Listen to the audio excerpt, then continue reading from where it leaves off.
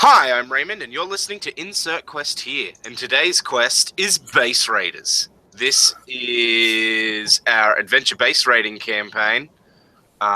This is episode 5. This is part 3 of Heat 2, which I think is called Desert Madness. This is Desert Madness 3. Something. No. It's got a... I think it's Desert Madness Danger or something. Or Destruction. Something like that. The point is going to be bad. I believe at the end of last run, our players had just opened up a tunnel thing in the middle of the Gobi Desert that seemed to go down into a base of some kind.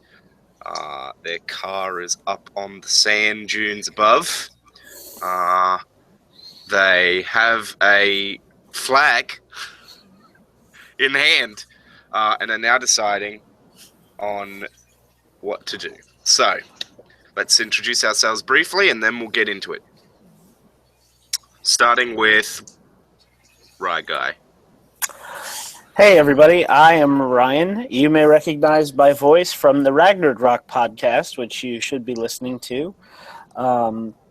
Today I am going to be playing Amriel, who is a fallen angel and demon summoned to Earth. She is pretty much the badass fighty character in this group of mostly non-corporeal misfits.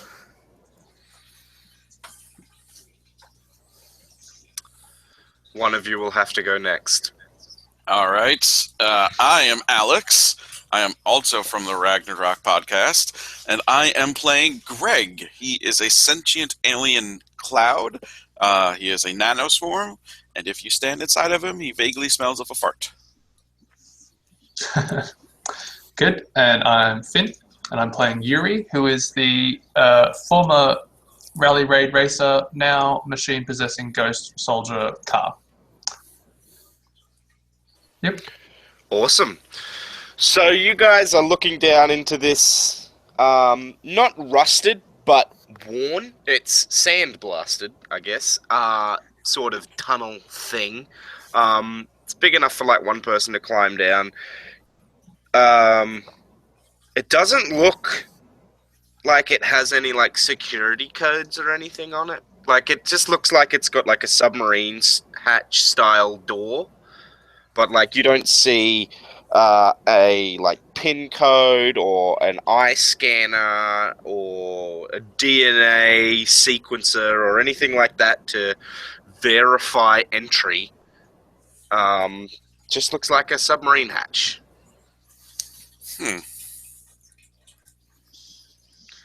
But it's the first thing you've spotted that looked like a base, so... I remember we cleared a path down. This is what's at the bottom. You cleared away some sand. This is because of the shifting sand dunes. This was previously like just below sand level, and then you had to dig like 2 meters. Gotcha. Right. So this is like the top hatch. Yeah, indeed. Okay. Right. Would one of you with appendages like to open it? I suppose that would be me, since I am the meat creature, not made of delicate electronics or a cloud of nanomachines. So Amriel, like, places her clawed hands on the... I guess if it's a submarine hatch, there's a pressure wheel. Yeah, indeed. All right, so she puts her hands on the wheel and looks up and says, "If anything explodes or flies out and tries to kill me, I'm expecting the both of you to come running." Oh, all right. I'm sorry to disappoint you then. Or whatever passes for running for clouds. Ah. Very well. All right, I'm gonna try to open this thing.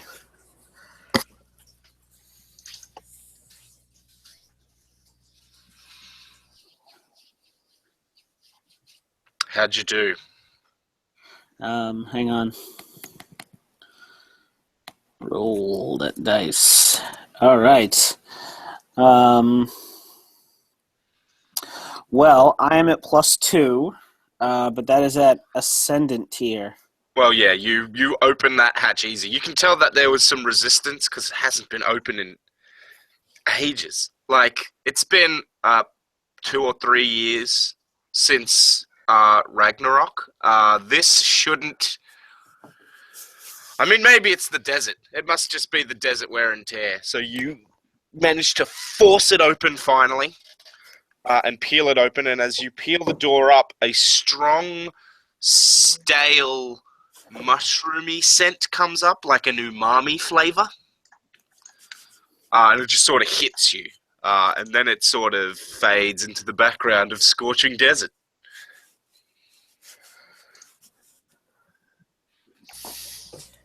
Delicious. Well, yes, umami is my favorite flavor. I look up at the. I'm guessing you guys are standing at the top of the 6-meter pit that we dug, or that Greg dug. Yep. I look up and I've never I stood call. anywhere. All right, standing and hovering in place. I call up to you. Yes. Still not dead. That is I give good. thumbs up. Do I have a flashlight or something? I'm gonna throw the hatch aside and look down into whatever we've uncovered here. Sure, you have a Raiderade brand base Raider flashlight. It comes in like a little show bag that they give you a bunch of them to hand out to people that you run across on the road. Like, you know how you have a case of Raiderade in the back as well. Yeah, so you pull out the little flashlight, shine it down there. All right. What do I see? I'm guessing it's one of those shitty little LED flashlights. Yeah, you see a ladder, and then floor. It's a tube, so, it's probably 2 meters down to, probably 4 to the landing platform, whatever it is. All right. It kind of looks like a checkered pattern on the floor, blue and white.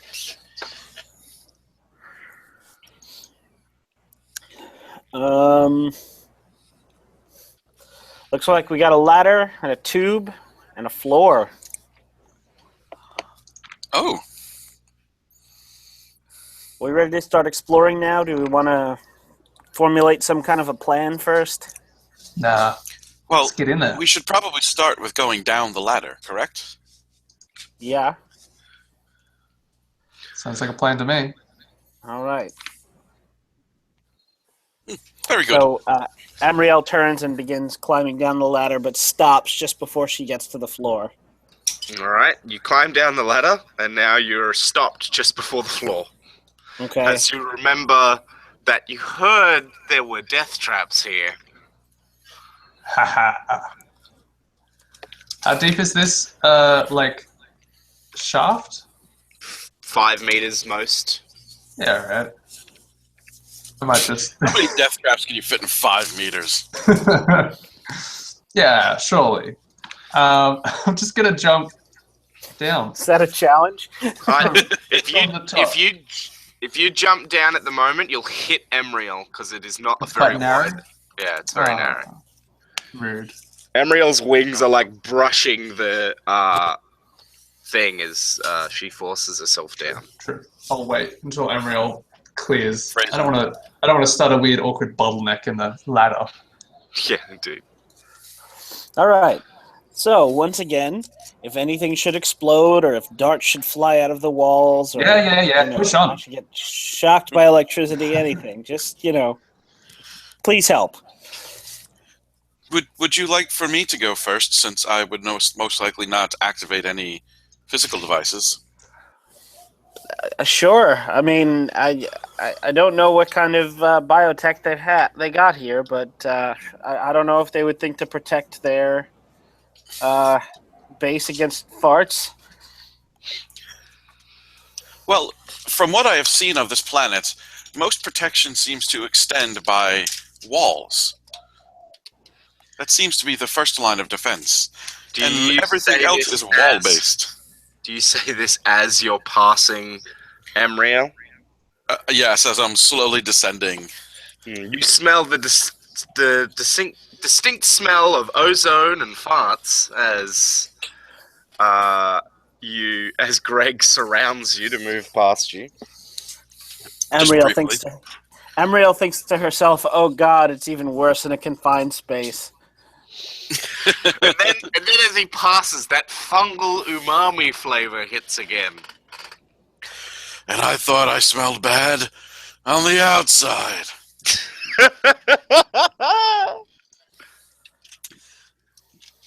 Can I, or Greg, I'm just going to say Greg is going to, like, spread himself out across the floor a little bit at the base of the ladder and see if he can detect any traps or, like, I guess he would be technically looking for any irregularities in the surface. Okay, so as you spread out and take in this room, it's got this blue and white checkered floor. And that it's a small-ish room. There's a couple of shelves around. You see some backpacks, and a few coat-looking things hanging up, as well as a face mask of some kind. Actually, the coats kind of look more like ponchos. Okay. And then you see, it looks like there's a bunch of survival gear, basically. It's a pretty small room, and then there's a sort of a staircase that begins as like a ramp. So it ramps down for a few meters and then turns into a staircase. When you say face... I'm sorry, finish. Sorry, go. No, when you say face mask, do you mean like gas mask or Halloween mask? So closer to gas masks, but really they're just dust masks for desert. Oh, like a dust. Gotcha. Okay.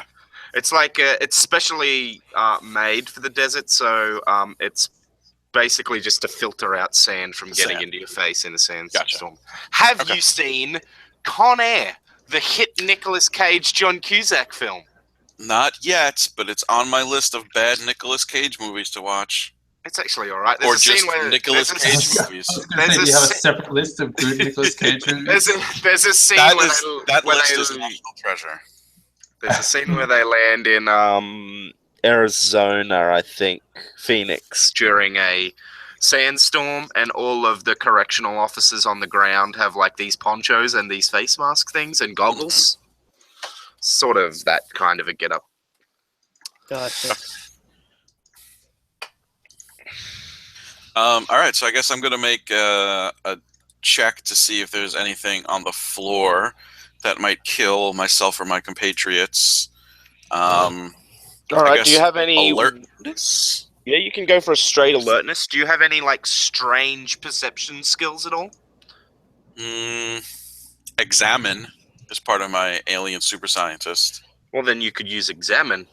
Well, then I will do that. That is at +3. Yes, plus +3. Yes. I don't have a tree dice handy. Wow, I rolled 4 minuses. Nice. And I am out of fate points. So that is a -1. All right, let me have a look at your compel thingies, because I might do something with that. My conviction is that this one must save its cloud, and I have a minor complication that not everything can be reassembled. Can't really compel that at the moment, but I'll think of something for it. But yeah, you spread out and you try to find something, but I mean, it looks like a floor to you. You're not good with structures. Yeah. They don't have them on your home It's world. just a horizontal wall. I don't get it. Yeah, exactly. So, what do you say to the crew? I do not detect any irregularities in this floor. All right. Amriel steps off the ladder. You all die. No. Ah, Hey! Ba-da-ba-ba-da-ba. there's just a Classic light. Classic death trap. You all die death trap. Nothing happens as you slip onto the floor. You see the survival gear, and the ramp. There's no lights on in here, so you've just got this column of light from the desert sun, and Yuri's shadow breaking up that light. Yuri's silhouette. Amriel is going to go over to the coat rack and sort of like root through the coats and the mask and stuff and see if there's anything of interest. Yeah, it looks like the others are sort of like there's 4 of them, and they look like they're all sort of three of them. The three. Let me restart. There's 4 coat racks. Underneath each coat rack is a bag. But the one closest to the ladder, the coat looks more ruffled and like not hung properly. The mask instead of being like on like its shelf is just sitting on the floor, and the bag looks a little bit more worn. But the other 3 look pristine, like they've never been used. And you also see like there's a few accoutrements next to the one at the front. You see on a shelf nearby, it sort of stands out to you. It's like a metal spike with orange and black stripes running up the spike, and then at the head there's some kind of electronic device. It is not a weapon, it's some kind of surveying tool.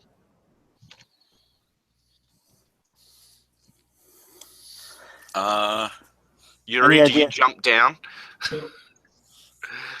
Once Amriel's out of the shaft, I just jump down and land with a loud thud at the bottom. And then just sort of stamp on the ground a bit to be like, there's nothing here. Told you.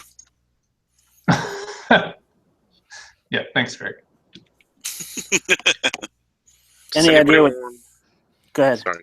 I was just going to say, does anybody want to look for a light switch? Is that Yeah. are we expecting light switches? I don't know, yeah. You don't need to make a roll, it's just no one said, I try to find a light switch. Is Sure. there? Yeah, you find a light switch near the ramp. You flick it on, and the lights slowly turn on. It's a very blue light. Kind of stands out as odd to those of you with eyes. Those photons feel different. They're very blue photons.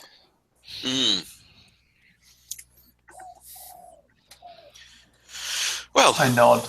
is there another door?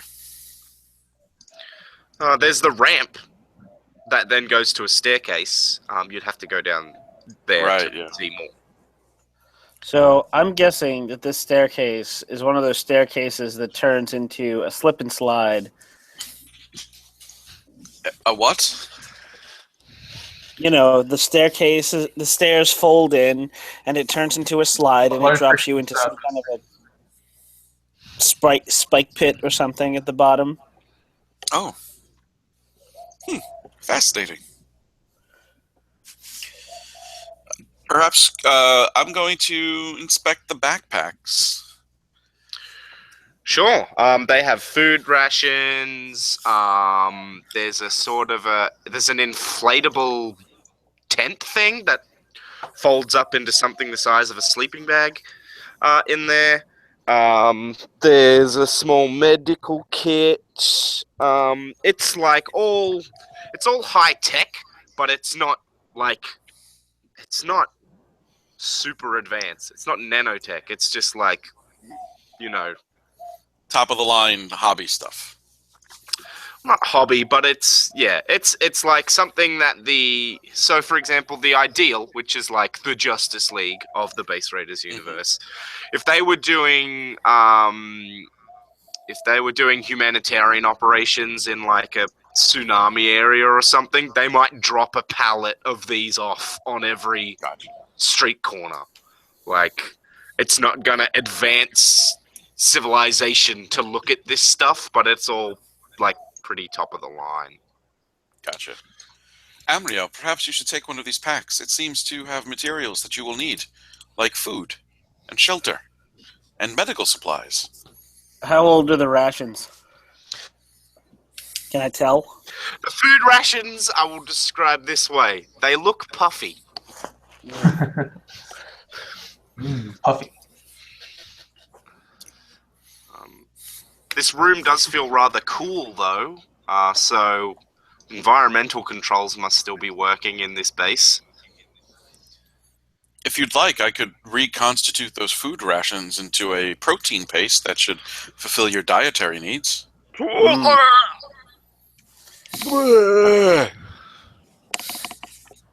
you get rid of the botulism? Oh, yes, of course. I thought Earthlings liked botulism for its euthanizing properties. Well, she is not technically an Earthling. I have observed several humans having it injected into their faces. I think we said that I brought some food in my mostly empty backpack that fits over my wings, so I'm good for the moment. Well, maybe grab the first aid kit out of character. Yeah, I will take the first aid kit, though. Cool. You guys have a first aid kit. Ba-da-da-da. So this ramp and Oh, stairway. wait, do they have flashlights in any of those bags? Sure. Like, better than the little crappy one? Yeah, they're like mag lights. Like, All right, we'll take boom. those. I'll pass one to Yuri. Thanks. Yuri straps it to his chest. Yeah. We just need to get Yuri. We need to get a bunch of magnets that we can stick on things. Like, we just get a flashlight, put a magnet on it, and then just throw it on Yuri like he's a walking refrigerator. Get a magnetic headlamp. Mm-hmm. So the stairwell that goes down, or the ramp that goes down into a spiral staircase. How wide is that? Would I be able to fly down it? Probably not. It's a spiraling staircase, but it's like a square spiral, Okay. if that makes sense. Yeah. It's large enough that you could walk two people abreast down it. It's a very All right. spacious stairwell, really. Okay. Well, no time like the present. Is there any... Wait, before we go, is there any dust or anything in this room? None that is out of the ordinary. It's actually, you know what there is? Sort of like just like a place that hasn't ever been dusted, but like it's not thick. So, but I mean, it doesn't look like... Does it look like this place hasn't been inhabited for years, or does it look like it's being maintained? It looks like it hasn't been inhabited. Okay. Are there any footprints in the dust other than us? No. Okay. Cool. All right. One of you can lead the way with the lights. Or I could go first. Oh, okay. Yuri, you live for this shit. To I live quote for this shit. to quote Vin Diesel.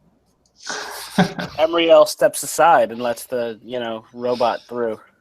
I live for this shit. It's a good line.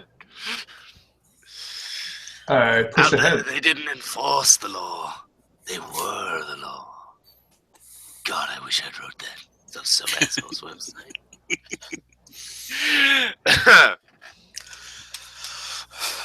You lead the way, Yuri. Yep. As you're walking down this staircase, Excellent.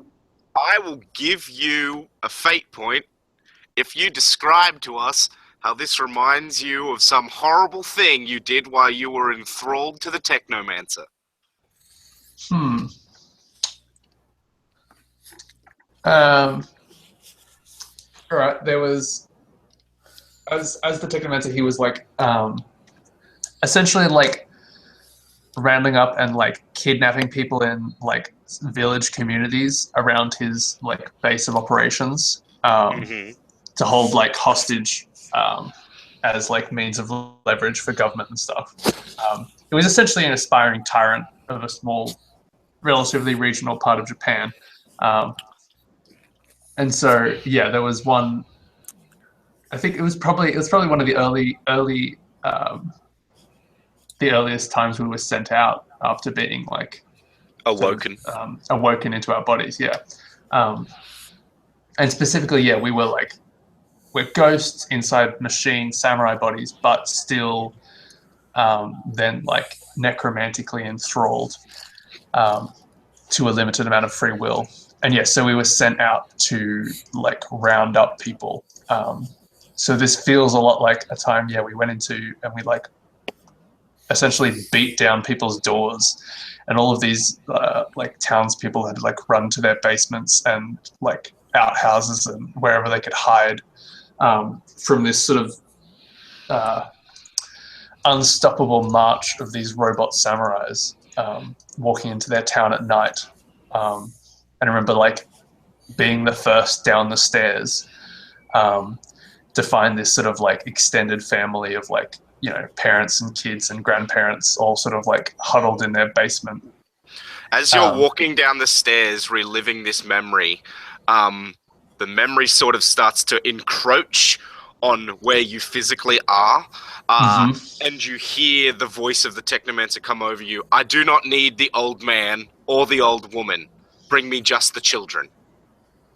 And I like pull my sword and advance down into the like fully into the room at the bottom of the stairs, I guess. So you guys see Yuri draw his sword and start walking in a kind of a really janky motion. Yeah, really like becomes very specifically mechanical. Without any like with zero superfluous movements in any of it, essentially. Do you cut down the vision of these old people? I think in my vision, the eldest son steps up to like defend his family with his like with some heirloom weapon. He steps up with like a shinai, which is a kendo sword. Yep. And I essentially cut him in half. And then like brushing aside his body, step up and then just like spear through the heart of the grandparents and then grab the children.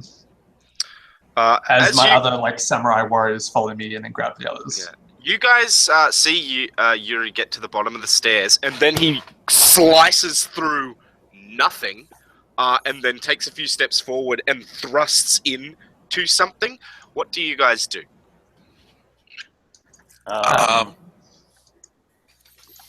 Yuri, are you all right? No response from Yuri. From your guys' perspective, what does this room look like?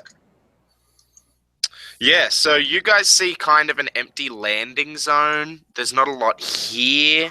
My dogs are screaming.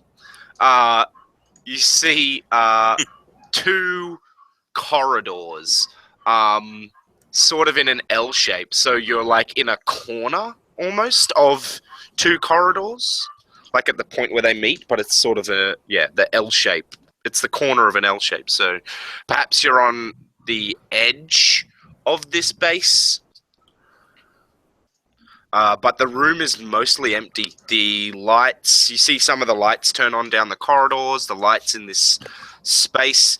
It appears that the lights in the rest of the base, rather than being on the roof, are sort of along the skirting board area, sort of pointing up into the middle. So they're sort of at 45-degree angles. Okay. So the lights are on then. Yeah, they're flickering on. There's a few that are out. Like, they're sort of long bars. Again, bluish light.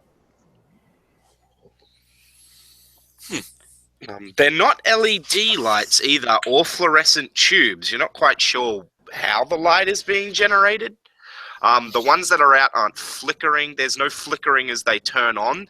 They just sort of slowly illuminate, sort of like dimmer switches being turned on. Can I go to one of the ones that's not working and disassemble it to try to find out how it works? Well, you can, but what's up with Yuri? Oh, right, he just stabbed a wall. Yeah, Pretty much. I'm gonna go up because Amriel probably doesn't have the greatest judgment, and put my fingers like right next to his ear and give him a few snaps. Some ascendant tier snaps. Yuri, Yeah. do you snap out of this, or would you like another fate point? I don't need any more fate points because I'm already full. But I think at this point I snap out. Well, you could But go it's- over your refresh. That's just how Yeah, much dude. you refresh up That's to. just, yeah, right, you can between, go up to like 4 or 5 or 6 or whatever your refresh is. You just can't. If we get to the end of adventure and then we start a new one and I say then it goes back. it goes back to your default. Right. But no, I think at this point I'll snap out. But in snapping out, I essentially like whip around and have my like katana bared in front of me before the actual room comes back into focus. As Yuri spins, Emriel, do you step out of the way or do you catch the sword? No, I'm gonna dodge. All right, so you don't need to I'm roll. not- You just essentially not trying to like cut you. I'm like coming up. yeah, defense. indeed. I wasn't Yeah. saying you were trying to cut her. It was just like because you were shocked and you moved, Yeah. like the blade might have caught. So Emriel sort of steps out of the way as your blade cuts the air, and you're like, "Oh shit!" Whoa! I like lower my sword and like immediately put it away and sort of take stock of the room. And I say, Is everything all right, Yuri? Yeah, I just thought I saw something, I don't know, maybe traps or something. Sorry. I sort of look around to, is there any other doors or anything? Is there anything to go on in here? No, there's just these two long corridors. Okay. Yeah, and I sort of look around and I say, no, well, this room seems clear. We should press on. All right, left or right? Well, first I would like to examine one of the light bulbs. Yeah, as Greg floats over to one of the light bar things and starts One of the not working ones. Oh yeah, that's fine. And starts to like fuse into it and start taking it apart. Amriel and Yuri, you both notice that there's little like motes of dust in the air. I'm not quite sure what they are. Amriel, you can smell that fungal umami scent again. It's a bit stronger down here. What did you get for your examine roll there, Greg? I didn't make it yet. I got much better. +6. Nice. This is some kind of organic lighting spa.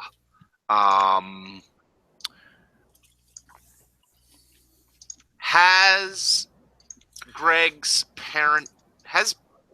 race ever conquered a megastructure building society? Like how megastructure are we talking? Like Dyson sphere or really, really tall skyscrapers? Hamilton cylinders, O'Neill cylinders, that type. Eclipse phase shit. Yeah. I don't think so. They're not. It's not really a conquering This was sort of their first foray out. This is their first assimilation of a race of a First foray similar into sentience. colonization. Well, he was sent to figure out. He was either going to be the head of the invasion force or the dignitary for first contact, depending on what humanity was like. Did they perhaps send out like a whole bunch of people at the same time to a bunch of different worlds to do like the same thing? Greg didn't really exist then as Right. a sentient individual, so he's not quite sure. So they might have, but it wasn't necessary for your segment to know, so you don't Right. know. All right. Well, in that case, yeah, this thing, you're not. Yeah, it's an organic lighting tube. You're not sure how it works. Probably has something to do with phosphorescence, like bio. Like a bioluminescent Yeah, like fungus? bioluminescent stuff, but it's not fungal. This kind of looks like skin tissue, almost. Ooh. Yeah, but it's arranged in like a tube. There's a lot of energy running through it.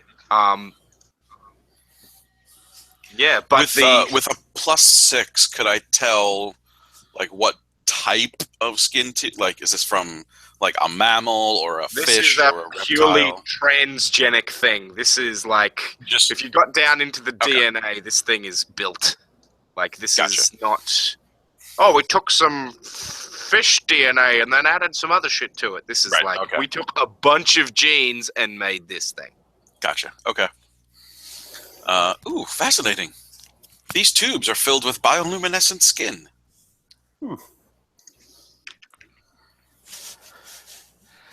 I haven't seen anything like that outside the seventh circle of hell, so Indeed, it is very interesting. Although it does not account for the fungal smell that seems to pervade this building. I think we might have some spores here. Ryan, Amriel says it. I have a question for Emriel about her last statement. Is that the reason that Lucifer's name means morning star? Was he bioluminescent? He might have been. Is that what you're getting? What happened? I said, is that what you're getting at? Because you said seventh circle of hell. I'm like, well, yeah. Oh, Lucifer would be in the ninth circle, but Oh, I always forget how many fucking circles there are. yeah. All these lights are actually skin grafts from Satan. Yeah, he just went, hey, Satan, I needed the skin graft. Why? Bill, I need more lights. God damn it. Yeah, I think my implication there was that they turn people into these things. They turn people into light bulbs. Yeah, How whatever they very need. Matrix. Hey, the one resource hell has in abundance would be souls of the damned. Okay, so you've got these two corridors. We'll call it short spar, long spar, just because of the L analogy. Yeah. Even though they look to be about the same length. And is there anything that differentiates them? Was there doors or colors on the walls or Both anything? have doors at the end, but they're like bio lab glass sliding doors. So like they seal shut, but you can see straight through them. Ah, okay. Why don't we go look and see what's through the doors? Yeah. Okay. So Take short our big old spar or long flashlights. spar? Let's start with short spar. Less so of a walk. you walk pretty much. Well, they're the same length. That's just for purposes of differentiating. I know. All right, so you head down the walkway, and you get to the door. There's no like keypad or anything. There's a heavy duty handle thing. Does anybody want to try and work it? Yeah. Not me. I'm the strong one, so All right, so it's on the wall, as opposed to the door, and you grab it and you pull it up and out, and then push it back in, and the door slowly retracts open with like a janky hiss. One door opens slightly faster than the other. Clearly, this place hasn't been maintained. Right. Wait, And one door. Oh, what do you mean one door opens faster than It's the like other? an Well, airlock. it's a sliding door, so there's 2 doors. Oh, okay. Like at Okay, a shopping yeah. center. Gotcha. So like the left one moves faster than the right. Okay. Right. Yeah, indeed. One of the ball bearings must have gone. And inside you see, you guess it's like a lab. It's mostly computers here. There's like 2 or 3 workstations. They must be specialized into different things because, like, superhero. This is not a superhero base where multiple heroes were stationed. Just from what you know of Professor Nebulon. So, like, he must have just had the computers spec'd differently or something. But apart from that, there's not much in here. It's that fungal smell is a bit stronger. Does anybody step into the room? I'll float in. As Yeah. you float in, the doors slam shut. A second set of steel doors are slammed shut from inside the wall, cutting you off from everyone else, and everyone hears a siren start blaring. Level 3, biocontaminant detected. Oh dear. Level 3, biocontaminant detected. Apparently registered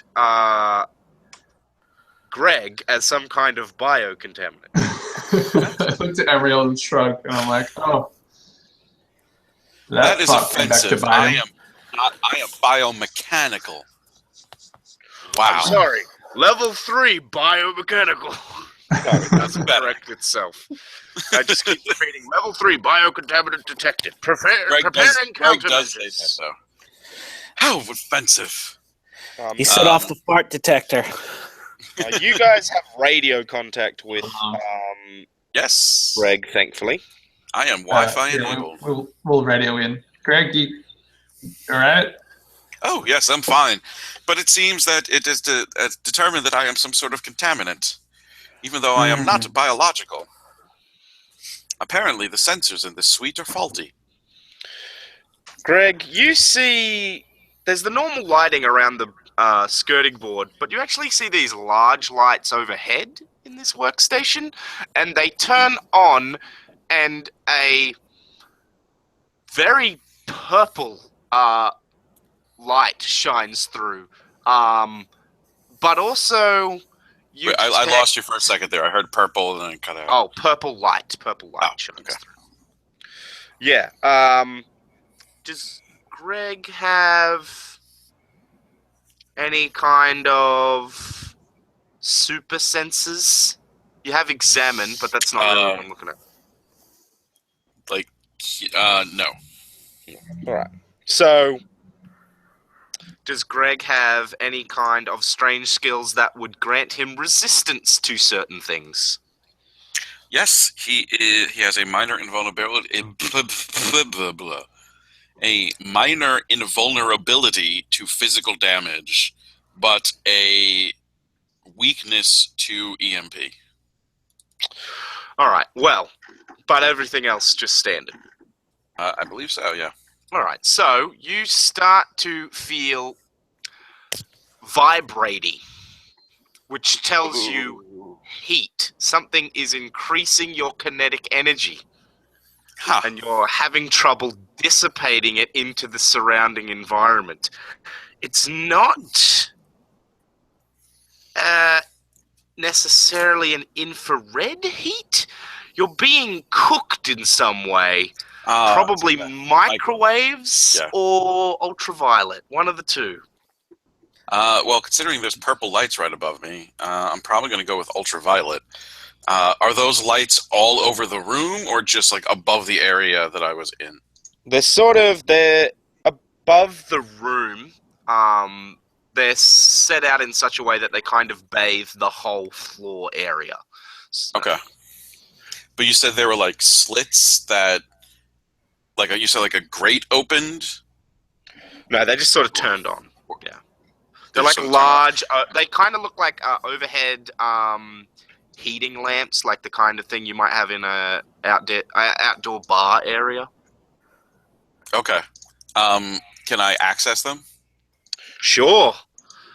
However, I am going to give you a minor complication. What is it called on your character sheets? It's not a Compel? complication. Consequence? Consequence, that's it. Yeah. Scrambled. I didn't hear what you said. Scrambled. Something is messing with your molecules' ability to communicate with one another. Yeah. So what does that do in terms of? You take a -1 with consequence. Isn't that normally? I think it depends on the level of consequence. Yeah, I mean, I would call it a level. Like it's. If you act quickly, it's a minor consequence. Okay. It will last for probably the rest of the adventure, but until you deal with it, pretty much. Yeah. Gotcha. So there's a bunch of these lights just casting illumination all over the room. Yeah. Greg is going to float up to the nearest one and just like eat the circuits or the bulb or whatever to turn it off. All right, make me some kind of eat circuits roll. Yeah, that would be alien super scientist and -1 because of my thingy. Actually, I won't give you a -1 for that. Okay. Yeah. So that just puts me at +1. All right, so you eat the circuits. However, you notice that your cloud is sort of stretched out, and your circuits start eating. Your cloud starts eating everything along its path. The ground where you were before is dissolving slightly and bubbling. The table you got near, part of the computer is gone. Yeah, you're having trouble commanding yourself. Yeah. Does anything improve when I turn off that light? Yeah, so you managed to get that light to stop. So you've got a nice sort of safe space, but there's still all the other lights. And that alarm is repeating over and over again. Level 3 biocontaminant detected. Corrosive agent detected. Deploying secondary countermeasures. Okay, well, now that I have a somewhat brief respite, so in this pool, I've sort of stopped melting, right? In this area under the defunct light? Yeah, you're not getting any worse. Okay. Can I examine to see, so obviously there's got to be some kind of sensor in here that's detecting me and what I'm doing. Can I try to find that? Sure, make me an examine. Actually, make me awareness. Awareness. That is... I have alertness. Alertness. God damn it, I'm an idiot. It's always we always do that. I always switch between the goddamn two. +3. Nice. There's sensors mounted in the floor. There's sensors mounted in the workstation. There's sensors mounted in the doorway. Seems the owner of this base was concerned about biocontamination. Apparently. Could I ask what so this is like a large, it's like a heavy duty door. It's actually not that heavy duty. It's like a centimeter or so thick piece of steel, basically. It's like It's closed by what, some kind of like a mechanical locking mechanism or something? It's like a pneumatic press. Like the two things have smashed together and then they've meshed. Like teeth locking. Yeah. All right. Could I try and possess it? Go for it. Have a crack. Yeah. So I'm gonna like put my hand to the door and try and shift my consciousness into it. There's no resistance. It appears that they didn't have countermeasures to machine possession. Yeah, fair.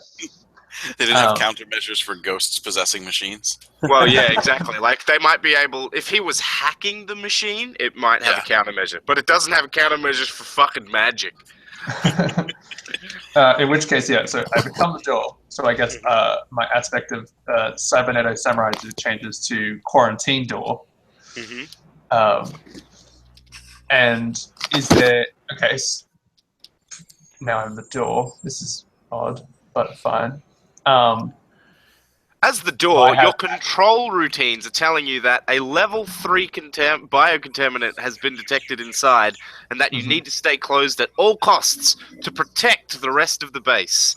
However, you're getting feeds from the sensors that are telling you that while it is a level 3 biocontaminant, there are anomalies. It seems to be a sentient biocontaminant. Yep.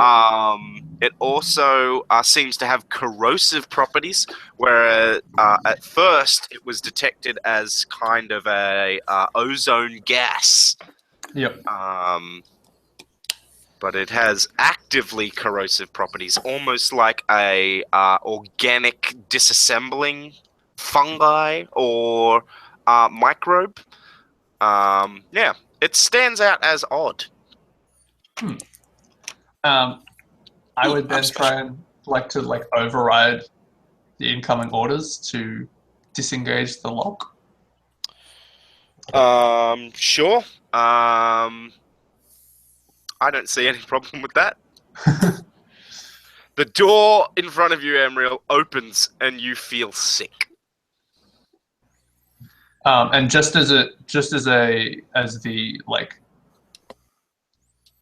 guess I'd probably like to break the connection. That's probably what I want to do. I want to override the lock and then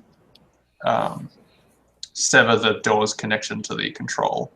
All right, so that when I leave it doesn't just swap back. Yeah, make me some kind of technical roll. Now I'm just looking here. So the thing. Transform. Oh no,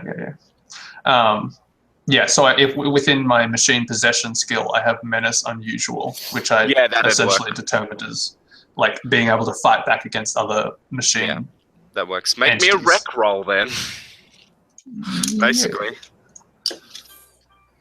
Meanwhile, Amriel is going to take a few steps and stay well back from the door, and probably press herself against the wall because she kind of understands. Or let me revise that. I want to like press myself against the wall in the corner by the door. That way, I'm kind of in the shadow because she very vaguely understands that this purple light is nuking everything. And do you mean in the room or in the corridor? In the corridor. All right. Yeah, it smells like ozone and bleach. And then the alarm is sounding. Secondary countermeasures deploying. And Greg, you see extraction fans turn on. Oh. Oh no. How'd you go on your breaking roll, by the way, Finn? I rolled -2, and my skill is +3 extraordinary, so +1. Yeah, indeed, you would have done fine. Yeah. Okay. And yeah, so essentially, as I disengage the door and then sever the connections, I swap back into my samurai body before the door moves out of my contact. Yeah. And then as I do that, as my samurai, I grab the door and essentially also push it open, but it's mostly just for show to be like, oh, clang. All right, so Greg, those extraction fans are turning on, and you feel yourself being pulled in 100 directions. I am going to try to get out the door. All right. Or is that not a... No, that's totally capable. You'll be taking a -1 because of your consequence, and you need to make me some kind of movement roll. Yeah. Like, for a normal person, that'd be athletics. Fly could work if you have... I have dodge. I would allow dodge at a -1 because of your consequence. Yeah, I just want to see if I have anything better than that. I don't think so. Okay. So that's a -1 to total shift you get, basically. Right. So, like, if you get total... Uh, yeah. Oh, well, sorry guys, that is a -3. Nice. So you see a part of Greg sort of the cloud move, and then you see it start to stretch out, and you can hear the whirling of extraction fans as he gets pulled across the room into parts that are still illuminated. You see the fog bank sort of bubble, the colors shift, parts of it turn into like a dense, mustardy, candy floss almost, while other parts start to become almost like bubbles of oil. Cool. Yeah, Greg is fucked up. He's being pulled into these like weird radiation spots, and those extraction fans aren't helping. God, Okay. Greg. Can I change my tactic and instead of trying to escape the fans, I am going to try to I'm going to go towards one of the fans, but I want to try to get as much of myself into that one fan as possible so I don't get like split up between all of them. Yeah, you could try that. So I would let you make Can I do that? Can I make that? Can I use my sentient cloud skill? Because I'm yes. Yeah, trying you to can use be a sentient cloud. cloud. Finn, what were you going to try and do? So Greg is currently like a boiling mass. Yeah, he's like turning into all these different weird gas forms and shit. And then there's all of these. So essentially, this room is just like a whole bunch of giant extraction fans turning on now. Yeah. And ultraviolet lamps. Yeah, they're kind of just general radiation lamps. They seem to have... Okay. They started off with microwave, then shifted to ultraviolet, and are now have moved into just gamma blasting the room. Just whatever they can do. Because of his, like, biomechanical nature, Greg is registering as, like, 1,000 different types of biocontaminant. Yeah. Yeah. Essentially what I want to do is I'm going to leap into the center of the room, and then I'm going to then like fling myself around and release several components of myself. Just trying to like disengage bits of parts and stuff. Specifically in the like direction of each of the fans. So kind of like jumping in and then like throwing a dozen throwing stars, but instead of throwing stars, I'm just sort of using like your mechanical components as you realize, God damn, I gotta buy some throwing stars when we get back to the world. Yeah, using a bunch of components because I'm pretty used to coming apart. Yeah, and indeed. You have an aspect, I believe, an aspect related for to that. Yes. So go for it. Make me that. It's some kind of attack. Some kind. Yeah, I've got melee weapons range. I'll go with that. That works. Melee weapons. Okay, so I rolled those two. I got a +1, and I'm gonna invoke my Osiris syndrome. Yeah, so like your fingers and stuff fly off, and some armor plates and things, and they all whirl off and hit various extraction fans. Greg, what did you get for your roll? That's better. -1, so +4. +4, nice. You start to pull yourself together in the direction of one of the fans, and then you feel something fly through you, and the fan in front breaks. Oh, thank God. I'm still being bathed by horrible radiation, right? Yes. Yes, but that door is open now. Right, Yeah, okay. the door is open, and there's no extraction fans pulling you. I am going to slink towards the open door. Yeah, you pull yourself through the open door. That bubbling little cloud. Yeah. Greg is a lot smaller than he was, and instead of that storm cloud purple, he's just kind of like the color of a bruise, like that brownish yellow color. Nice. And Yuri is Oh. standing in the middle of that room, bathed in radiation, missing components. Yeah. Is there another door out?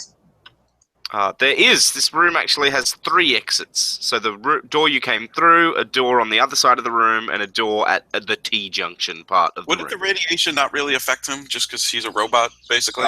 Indeed, it doesn't. It's it's like it's Right. Elysium rules. You gotta cook the You gotta cook the robots. robots. You gotta cook the robots in radiation for some reason.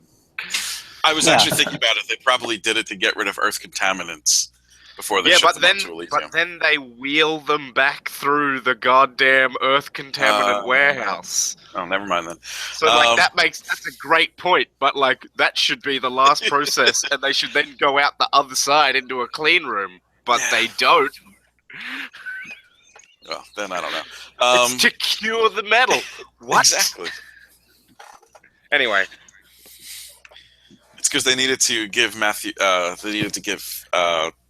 Damon a dose of plot. they needed to Right. give him radiation poisoning, and they couldn't think of a better way. Okay. Yeah. Could Yuri, is there any way you could turn off the radiation lamps in there? There might be useful information on those computers. As of the lamps are all what?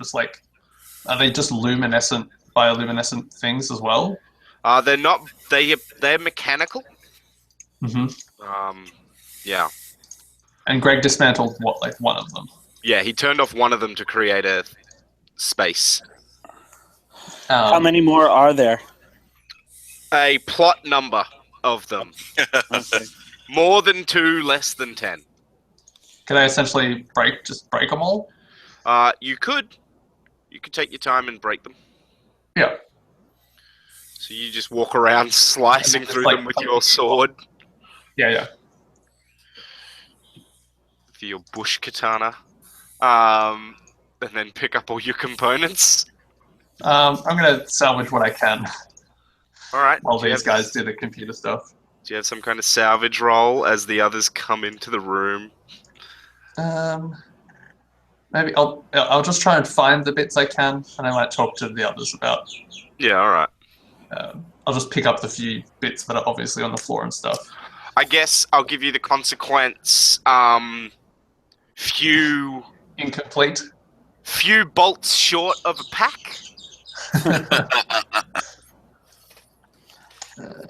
Cool.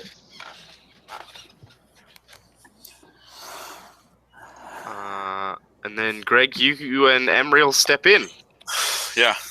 There's the smell of. Oh, actually, that wouldn't be the smell. I was going to say the smell of burning plastic, but you don't actually corrode things. You just break their molecular bonds. So it would just smell. The room would just pretty much smell like ozone and bleach.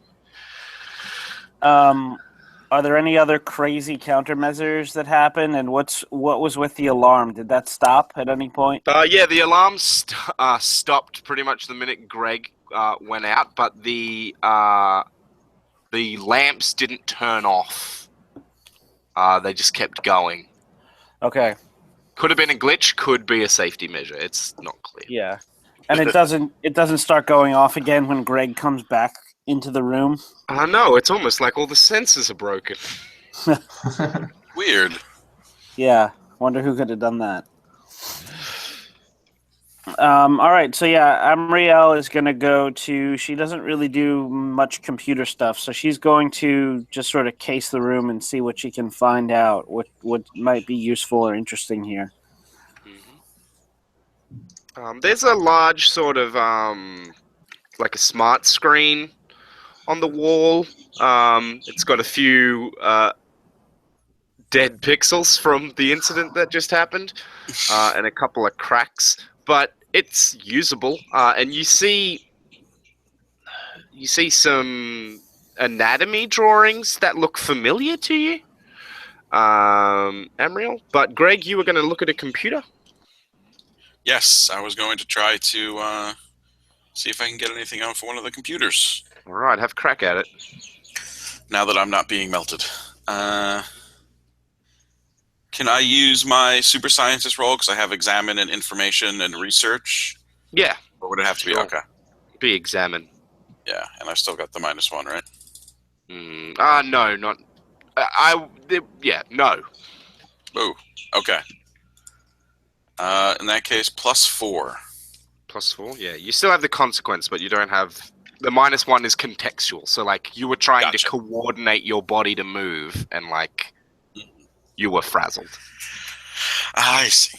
Scrambled, sorry, you were scrambled. So the individual cloud components, the individual smart molecules, are having trouble coordinating with one another.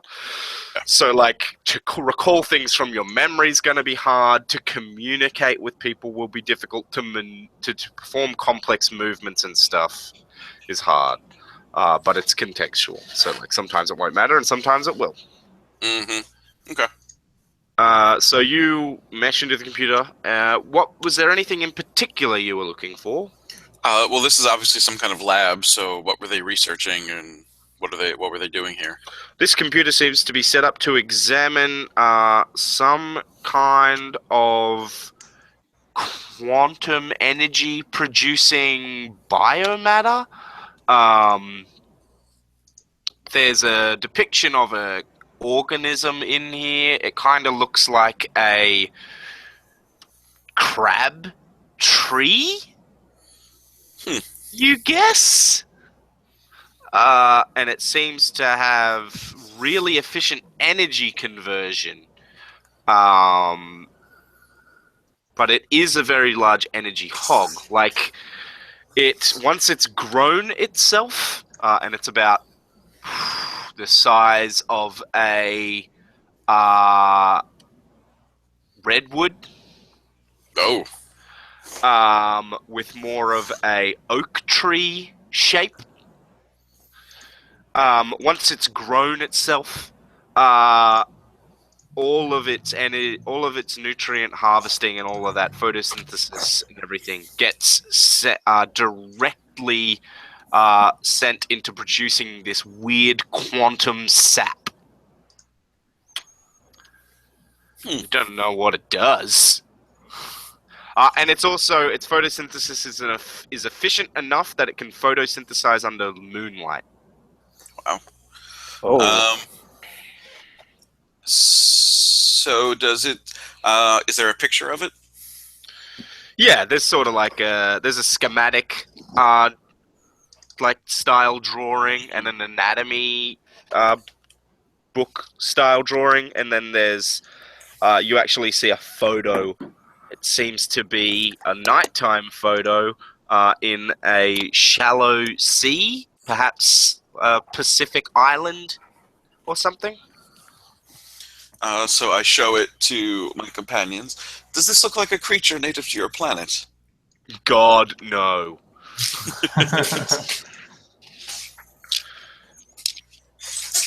I have a theory slowly.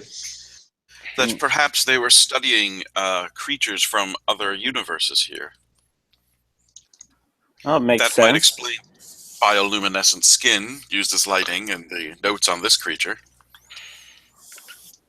They were just taking useful swatches of DNA from different creatures and assembling them to make whatever biotech they needed. The language, by the way, Greg, reminds you of the language that the people were speaking when you saw that vision, the sort of strange Cantonese dialect that didn't appear anywhere on Earth. Except this had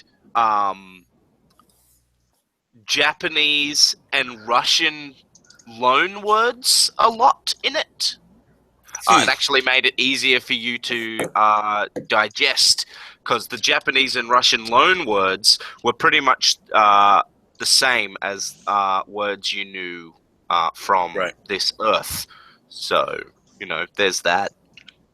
Also, it seems the notes were written in the dialect that we heard people speaking on our way over when we were briefly transported to another city. Or at least one similar to it. Or Right. close. Emriel, So do you maybe look? this base isn't actually from here. Maybe it's from there, studying creatures from other dimensions, including ours. Or the people who are working here are from the other dimension. What language is the keyboard in for the computer? The keyboard is a Chinese keyboard. Actually, they would probably just use English keyboards in China. Now that I think about it. I don't know. So Hang on, quick Google will sort this out. Amriel, do you take a look at the slightly familiar thing on the large smart screen? Sure. So it kind of looks like demon biology, but different somehow. They do have Chinese keyboards. They have Chinese characters with English characters next to them. I'm actually looking at it right now. Yeah. It's kind of cool. Yeah, cool. How well did you pay attention in demon biology school? You were Probably when you not were very in demon well. high school after getting kicked out of heaven, and you had to take high school all over again. Hell high. Just Have you making up ever all the alternate fate game lines. Have you ever thought about a career in the military? That's what my dad said. Referring to God. Yeah. Look, Amriel, I think your art's great and all, but maybe you should get a backup career in my military. Hey, she ended up being very good at stabbing things with her flaming sword, so... So basically, you need to make me some kind of roll to understand why this reminds you of demon biology. Like, it might just Alright. be the aesthetics. Yeah. Can I use... Can I use Arcana? I would allow Arcana. Demon biology is more mysticism than science. Yeah. Alright, awesome. I got a +4. This is not more mysticism than science.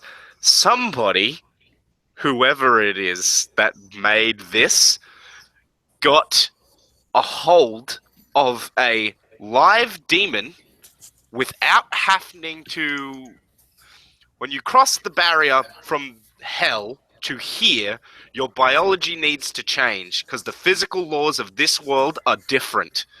This is an anatomical study of a demon with its native hell biology. And then somebody has reverse engineered that to make their own demon. Oh. This shouldn't exist. What makes you say that? Well, look, there's only so many protruding bone segments and terrifying bone claws that the physicality of this reality will allow. When you shift through the barrier between worlds, I mean, honestly, I don't look like this in my true form. I'm thousands of times more terrifying. I look closer to what this looks like, and I point to the screen. Oh, you're a tree crab? No, not that. That's on the computer. Emriel's pointing to the smart screen, the large whiteboard-sized thing. Oh. I'm gonna do the H.P. Lovecraft cop-out, and it is indescribably horrific. It's I a wish it was a weird tree crab. it's a weird combination of strange mathematical possibilities and impossible physical structures, claws and teeth and eyes. Just It's like a fractal whale tumor coral. there you go. Oh, okay. Why does it have baleen? Why? I like look at the picture and then like look back at Amriel and then look at the picture and back at Amriel and sort of squint a bit and put my head slightly sideways. I can see it.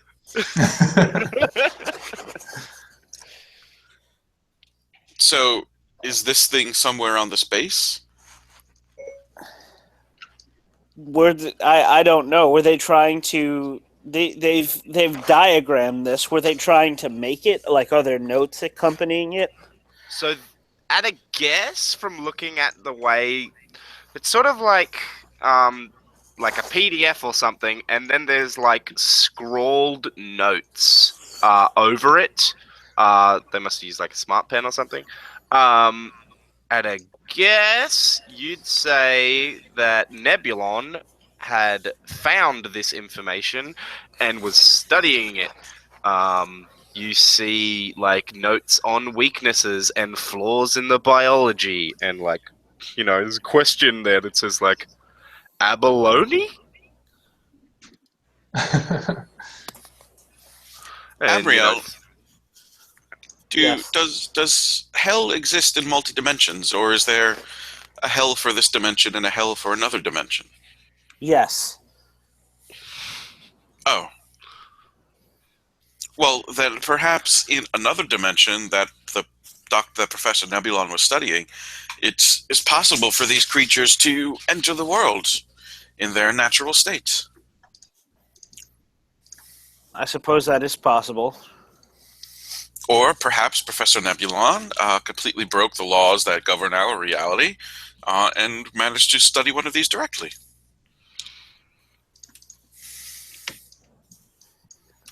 Either one is fascinating. It is possible that he opened up a gateway to hell of some kind. Or That means you can go visit your family. Or stumbled upon a dimension where they had. Yeah, he just stumbled across Doom Dimension. Yeah. Yeah. Well, we decided to build an outpost in hell because we didn't think that could go wrong. Because what could happen? I'm like sitting in the corner, like screwing fingers back on. Yuri, your right foot is tapping to a song you don't know. Yeah. That one happens sometimes. Especially after you throw off components. So there, you said is there anything else in here? So there's the anatomy of a demon, which they shouldn't know because it's impossible to see the true face of a demon. There's this Crabtree thing. Yeah, some kind of quantum tree. That's it, because you destroyed one of the computers. And the third one just has a bunch of like information about normal superhero drug stuff. Boost patches and things like that. Quantum Tree sounds like a really boring James Bond movie. 007 and the Quantum Tree. Oh, yes, Mr. Bond. Have you seen my quantum bonsai? I What, you fruit it expect every You day. expect me to be impressed? No, Mr. Bond. I expect you to die.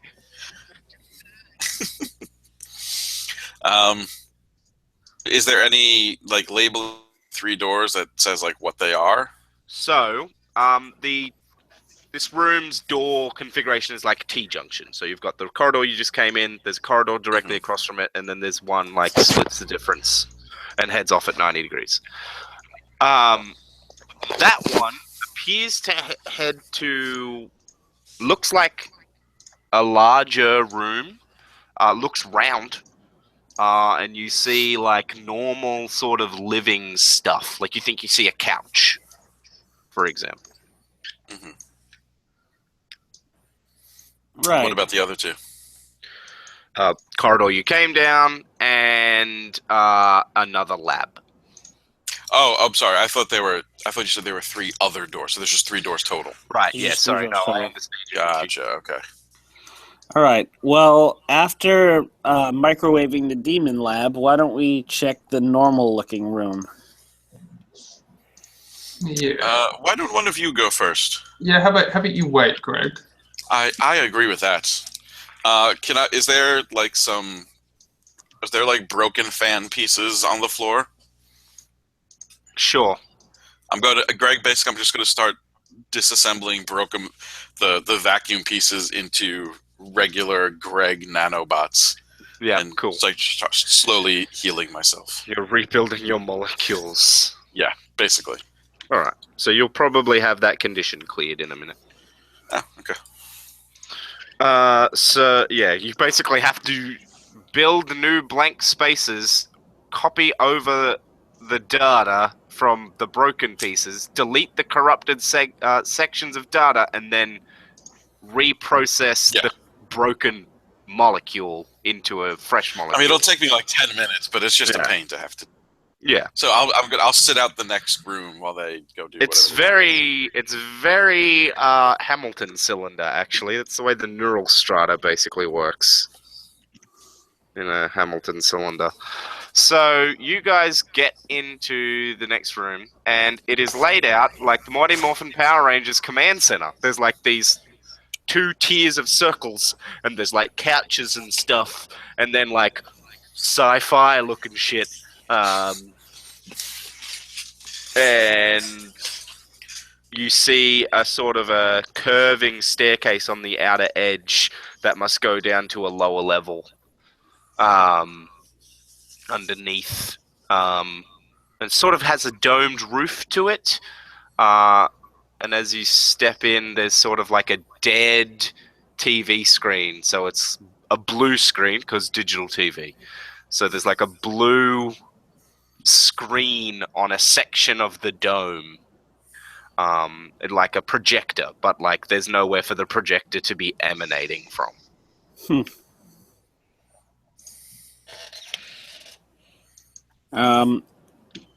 Amriel is going to go up to the sci-fi looking stuff and see if she can figure out what it does. You're looking at this machine for a while, for a few minutes, and then you press a button on it, and then a cup comes up out of it, and then a nozzle pops over the top, and then some warm brown liquid flows into it. All right. I pick up the cup and I sniff it. This is an Irish coffee. Ooh. Once Amriel realizes there's booze in it, she downs it. Yuri, what do you do while Amriel inspects the coffee machine? So there's some high-tech coffee machines. Yeah, and other appliances that look like they're from other planets. Yeah. None of this looks dangerous. No, not really. You notice that the couch thing has electronic components in it. I'll go and like fall back onto the couch. As you sit on the couch, the projector without the projection screen without a projector turns on to sort of like a resume viewing screen. Mm-hmm. And it appears to be some kind of Chinese melodrama. Was he watching TV when Ragnarok happened? He may have been. And then you see there's a few icons down the bottom of the projection screen, sort of arranged in like there's like a hexagon in the bottom right-hand corner. And there's like little thin lines coming off of it. But you have no idea how to access it because it's like 10 meters up in the air. I just yell sport at it. Sports channel. News. Do television. You keep shouting things and nothing happens. Yeah. Shout it in Chinese. Yeah, all right, Greg. Thanks. Yuri doesn't know Chinese. He knows Japanese and English. I tell him the Chinese word for sports. All right. Whatever that You is. shout sports. I badly pronounce it. You shout sports channel in Mandarin, and then in flicks to a list of they appear to be recorded sporting events and stuff. You see a lot of football, soccer, and also some esports. Son of a bitch has interdimensional DVR. Yeah. Yeah, wow. Actually, it looks to be you actually remember watching that game. These are things from this world. So it just has DVR. Yeah, he just says TV. Okay. Alright, nothing dangerous in here. We got other rooms to clear. Do you get up off the couch? Yeah. As you're about to get up, you see a little flashing red line coming off that hexagon. Is it like... So is it, it's like just like a branch coming off it? Yeah. Right. It might mean there's like some kind of alert or something. Is there any kind of controls on this couch? You don't see anything. Alright. It could be... Make me... Actually, I'll flip a coin. Where's my coin? Your D2. Where is my florin? I have misplaced my florin. Oh, well, fuck it, I'll just give it to you. Maybe it's got Minority Report style controls, and like if you reach your hand out, it'll be able to get your gesture. Right. Do something. Yeah. Or sort of wave a hand tentatively. You see the screen sort of, you know when you try to drag an app on your phone, but you don't quite drag it properly and it slings back to where it was? It does that as you move your hand in the air as you're sitting on the couch. Okay. Now found his interdimensional Xbox Connect. Xbox on. I like flick my hand in the direction of the like branch of the hexagon, I guess.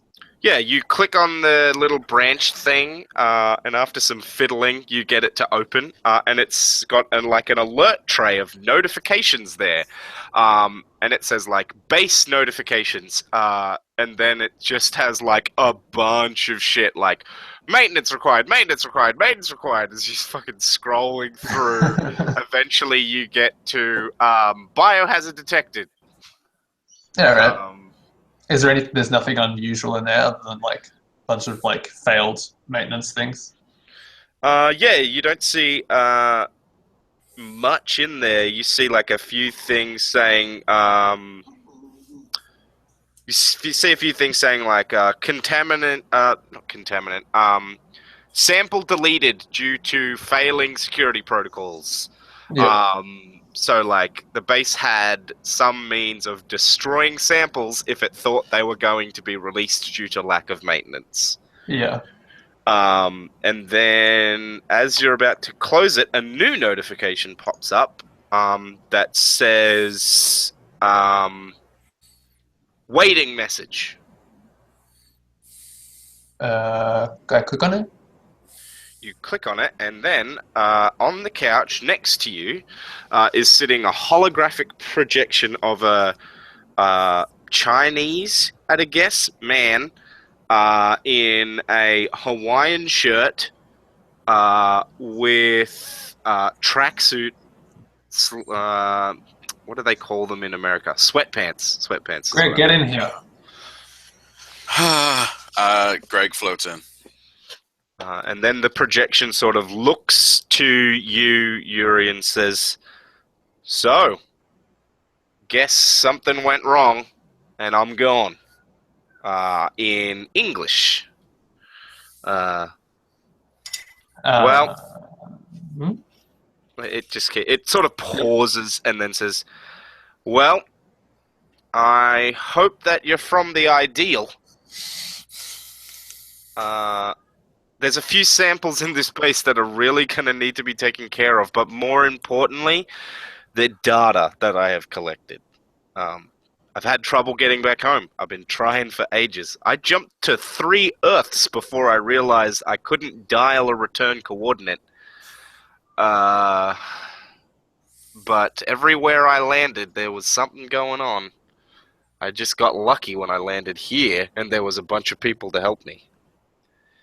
At the time of recording this, I'm probably 2 years away from figuring out how to get home.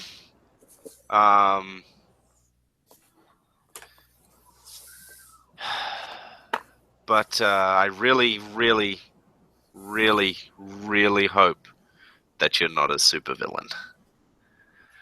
Because I am about to give you the access code to my base so that you can retrieve the dangerous biosamples and delete the research that I have here. At the very least, you need to delete it. There is some dangerous shit here from alternate Earths. Crap just falls through the cracks here, man. Like, it just falls in from other universes. You can pick up signals if you know where to look. I've mostly been filtering out for biotech because that's what I know. I've got bloody 6 degrees in it from 2 different Earths.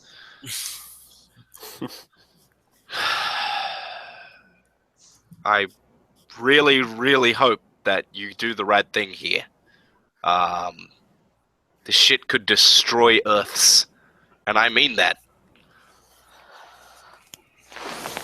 And then it fades, and up on the big screen is a string of numbers. Can Gabrielle I memorize those numbers? Sure, you memorize the numbers. Huzzah! Amriel takes out her camera phone and snaps a picture. Or you can do that. With one hand on the phone, the other hand holding the cup of Irish coffee.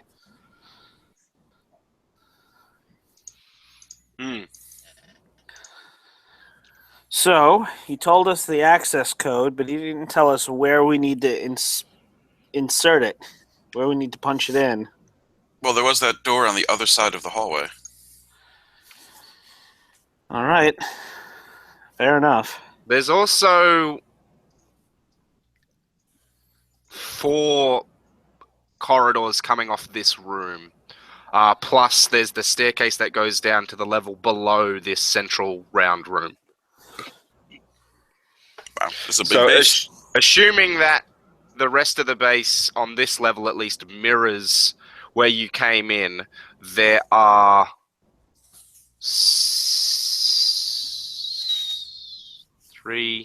12? No. Hang on. Shit.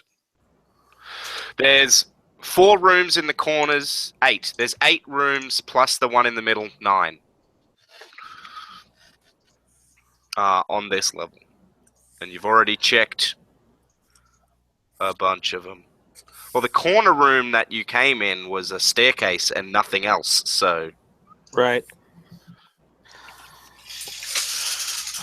Oh, so the L-shaped hallway would conceivably connect back around to one of these other rooms. Yeah, so there's the 4 corridors out from this middle room, and those will each have a room at the end of them. And then there'll be a room in each corner of an outer square, and then this circular room in the middle. That should be 9 rooms. And then there's something below this level, at least in this middle room.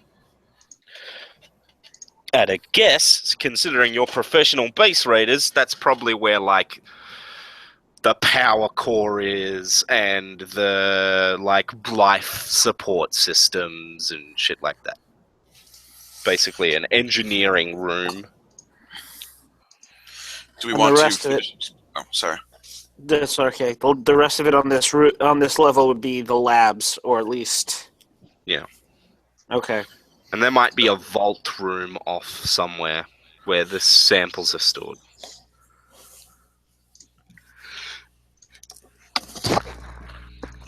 So we should probably finish inspecting this level before moving Yeah. downstairs, because it seems like most of the stuff we're going to want is here.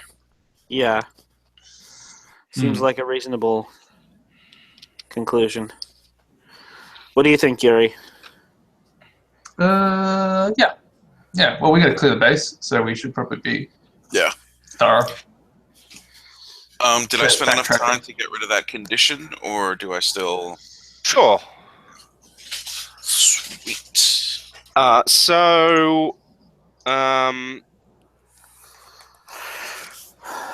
Greg, All right, how much attention are you paying to paying? Yeah, paying is the word I want.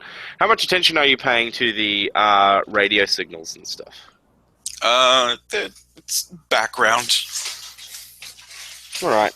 You start to hear like a spike of radio, like almost like you've just spun the wheel on a tuning feature on a radio, and you're just hearing a bunch of channels. And then you all see the roof dome part of the room you're in ripped open, like not ripped open by something, but as if it has been ripped open for ages. And there's sand all over the room, and you see like hundreds of people in clean suits, and there's like all these grid work of spotlights dangling from the roof, and then somebody sort of turns to you and startles, and then like a bunch of people startle, and then you see people up on the scaffolding point guns towards you through glaring light. I think we have transported to a different dimension.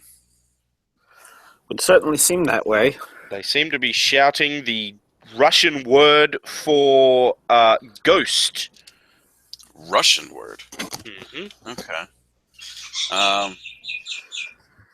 Should I respond to them? You see Cyrillic letters on some of the items around you.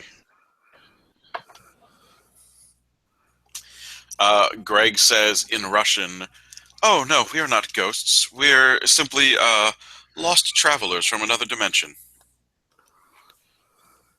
That'll calm them down.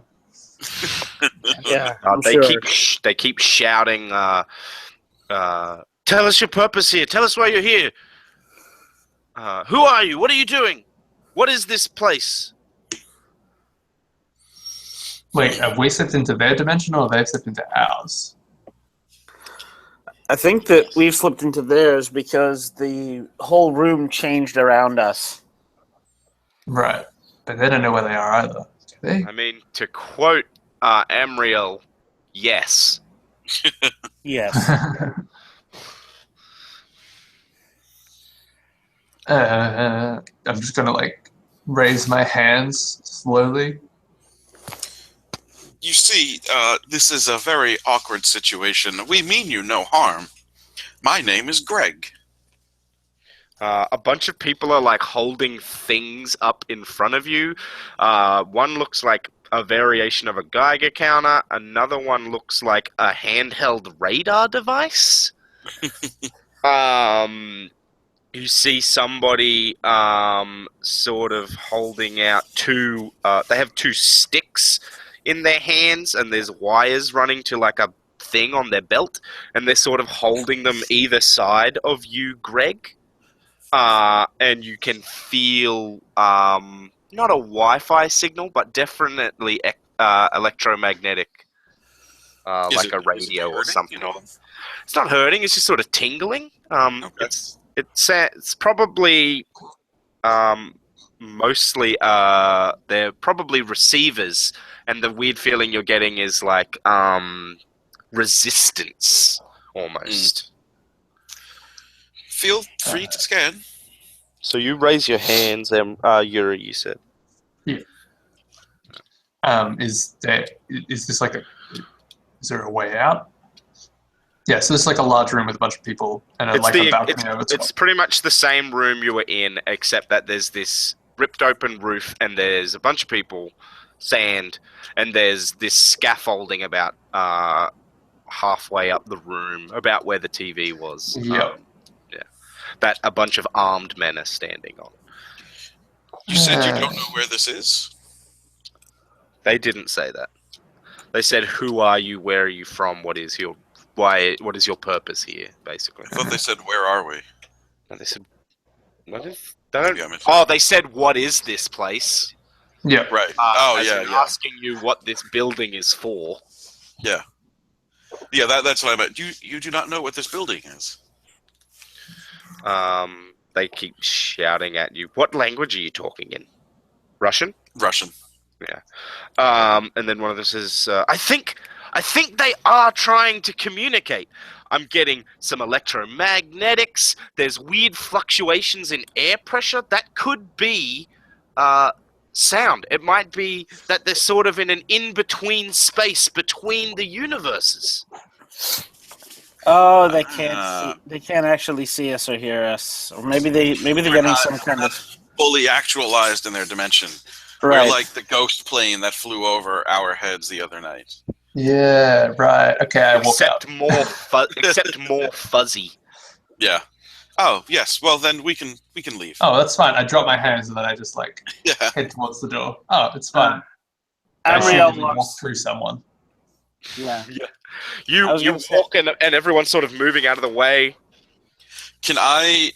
You said there's sand all over the place. Can I like manipulate it at all, or do I just pass through it? You can kind of manipulate it. It sort of swirls up around you like a dust devil. I just want to like write something in the sand. Sure, do a red tornado. Yeah. So I'm going to, in Russian, I'm going to write "Sorry for bothering you," and then float out following them. Yeah, so you guys float down. I assume you went down one of the corridors you hadn't gone down before? Yeah. Yeah. Right, so you go down a new corridor, and as you get to the threshold for, like, the door to the next segment, the next lab or whatever, you get a weird burst of electromagnetic again, Greg, and then as you look back, you appear to be... Everything seems to be back to normal. Oh, we're back. Interesting. So, Greg, if we go into another one of these labs, are you going to set off that biotech sensor again? I don't know. It depends on the sensors in the lab. I was going to suggest one of you go first this time. Yeah, I think if we go in and then Greg, you come last, then we can all be locked in together. Yeah. Or maybe you we could can... disable the sensors first. Right. I was going to say, maybe we can avoid being locked in. Greg, could you, like, fashion yourself some kind of a gas bag, or would that be too Well, I think we said one of the things that we had like was basically a messenger tube. Yeah, Greg you guys put have himself that. in. But also we have the code for everything on the base, so we could probably just find a computer and turn off the biohazard sensors. All right. Yeah, and I mean, you can just hold the door, Emriel. Sure. Well, either way, one of you should go first. Yeah. So you pull out that lever again and then put it back in, and the door hisses open. This looks more like a biosample lab, like there's little clean booths and things. Doesn't look like there's any samples in here. You don't smell that fungal smell. You also didn't smell it in the main room either. So that's good. Mm. You said Yeah, no maybe fungal smell or cut off? Yeah, no fungal smell. There's one computer in here, some kind of workstation. All right, so Amriel is going to take a tentative step into the room and see what happens. Everyone dies. You step in, and nothing seems to happen. The lights turn on. All right, Yeah. I'm going to go over to that workstation and see what it's all about. Yeah, you see a login screen, because Greg doesn't have to worry about login screens. He basically just eats the information off of a hard drive. Right. So you see a login screen there. And it says input security code. All right, I will take out my phone, look at the picture I took, and input the security code. See what Type happens. in the code and it says, new user recognized, mastercode accepted. Please identify new user is the text that pops up. Okay. Amriel will type her name. There's a keyboard, I assume, or Yeah. Thankfully they have English characters there. And you type in Amriel. And then it says, Amriel, what is your preferred gender pronouns?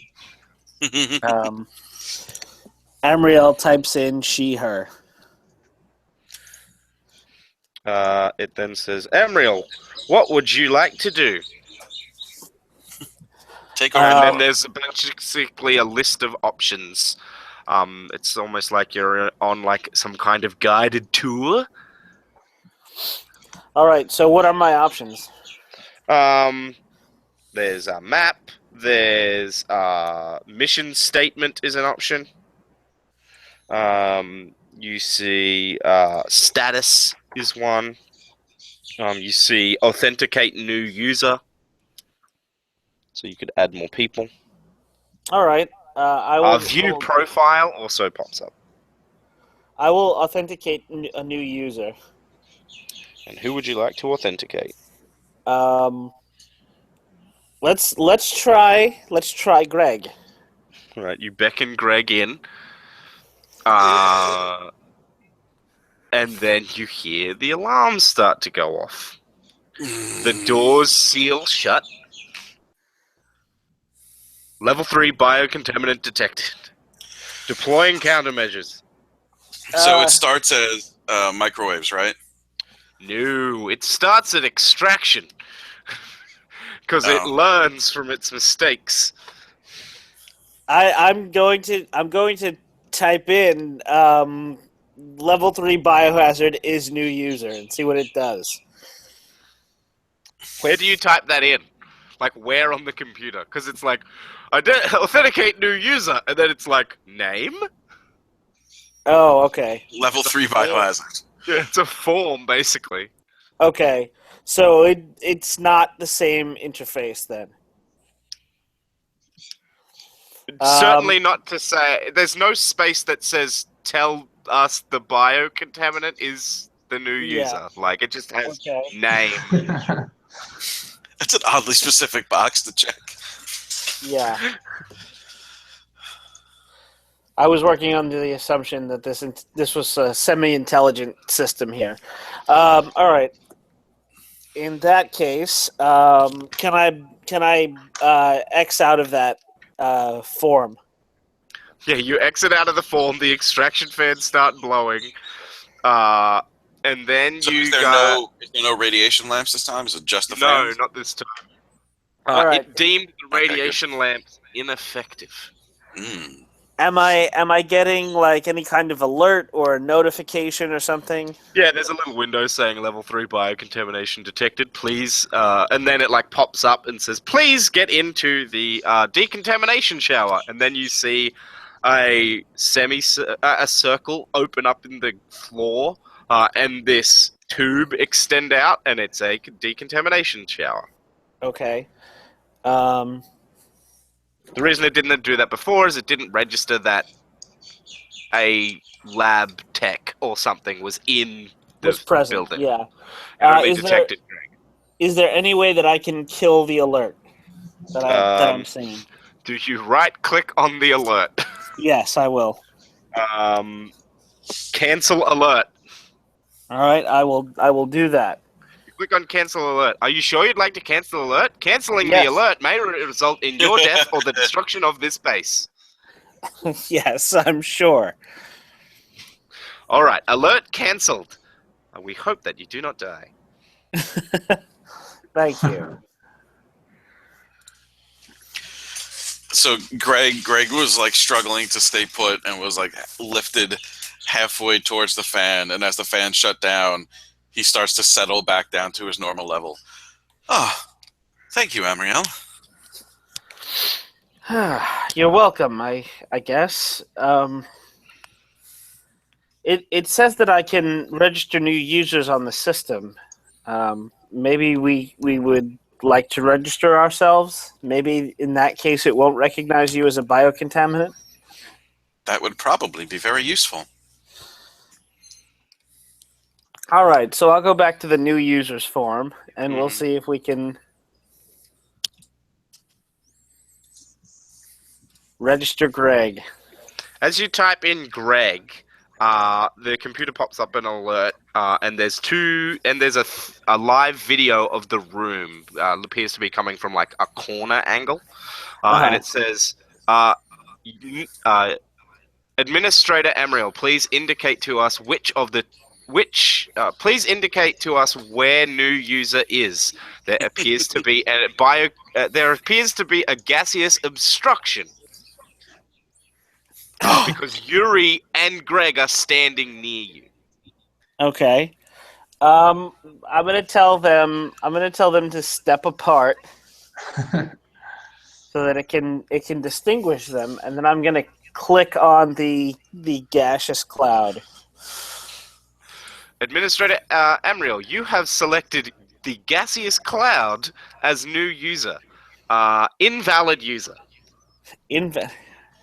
Well, now I see how your planet really feels. It would appear the computer is not programmed to recognize gaseous clouds as valid users. And then it's like when you're trying to tag someone in a photo and it selects a random section, but then selects Yuri. It's like, did you mean that this was Greg?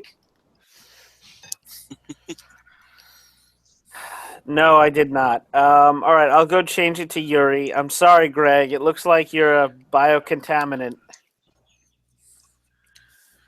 Well,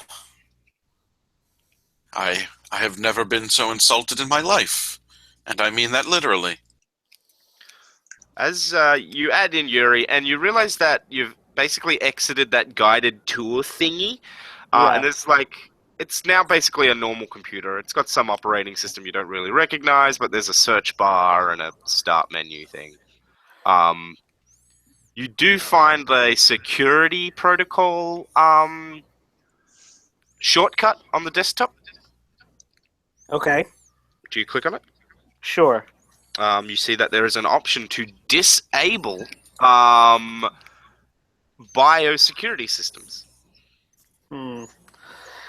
See, here's the thing. I turn to Yuri and Greg and I say, he did say that there are things on this base that could end civilization as we know it on your planet. Now, honestly... Oh, no. He said it would happen on many Earths. Even better. I mean, from my perspective, that's not really too terrible. I go back to hell, and we have millions and billions of new souls to keep us entertained for the next millennia. But you don't want to go back to hell. No, not really. This place has young, impressionable youths. So here's my question. Do we want to disable the security system, which will let Greg pass freely among the labs, but also may let out something that we would rather not let out? Finn just said be right back, so, I mean, Okay. It's between you two at the moment. Well, as much as I would enjoy being able to enter a room without klaxons declaring me a biohazard, it seems unfortunate that there might also be systems in place that are keeping dangerous things in check. Perhaps it would be best to be more cautious and disable systems room by room, as opposed to a blanket disablement of the system. Right. All right. So we can use your messenger tube, and hopefully that will be enough to prevent the sensors from detecting you. I certainly hope so. You do see another icon on the desktop that appears to be like a sync, some kind of syncing device, like for syncing to like a remote or something to the computer. Okay. So I will click that. Yeah, it appears to be... There must be like a PDA or something. Some kind of tablet in the room that you could sync the controls to. Mind you, you could probably just use your smartphone. Yeah. All right. I'll see if that'll work. Yeah, so you activate Turn on my Bluetooth. you turn on your Bluetooth, and a push notification comes up on your phone that says, download new app. Yes. You notice that a bunch of your apps get deleted off your phone, as well as a bunch of photos and music, as it needs to make space for this new app. And then you now basically can control the base from your phone. Oh, that's pretty awesome. Yeah. So I seem to have the controls for the base on my phone now. So I'm gonna see if I can pull up whatever they were researching in this particular lab. All right. It appears that there's no currently active projects in this lab, or there weren't any. He wasn't directly looking at making samples and stuff at the time. He was doing data research or something. He was doing some other research. Here's my other question. Can I log Greg as a sample? You could log Greg as a sample, but you'd need to put him in a RFID sample case. Okay.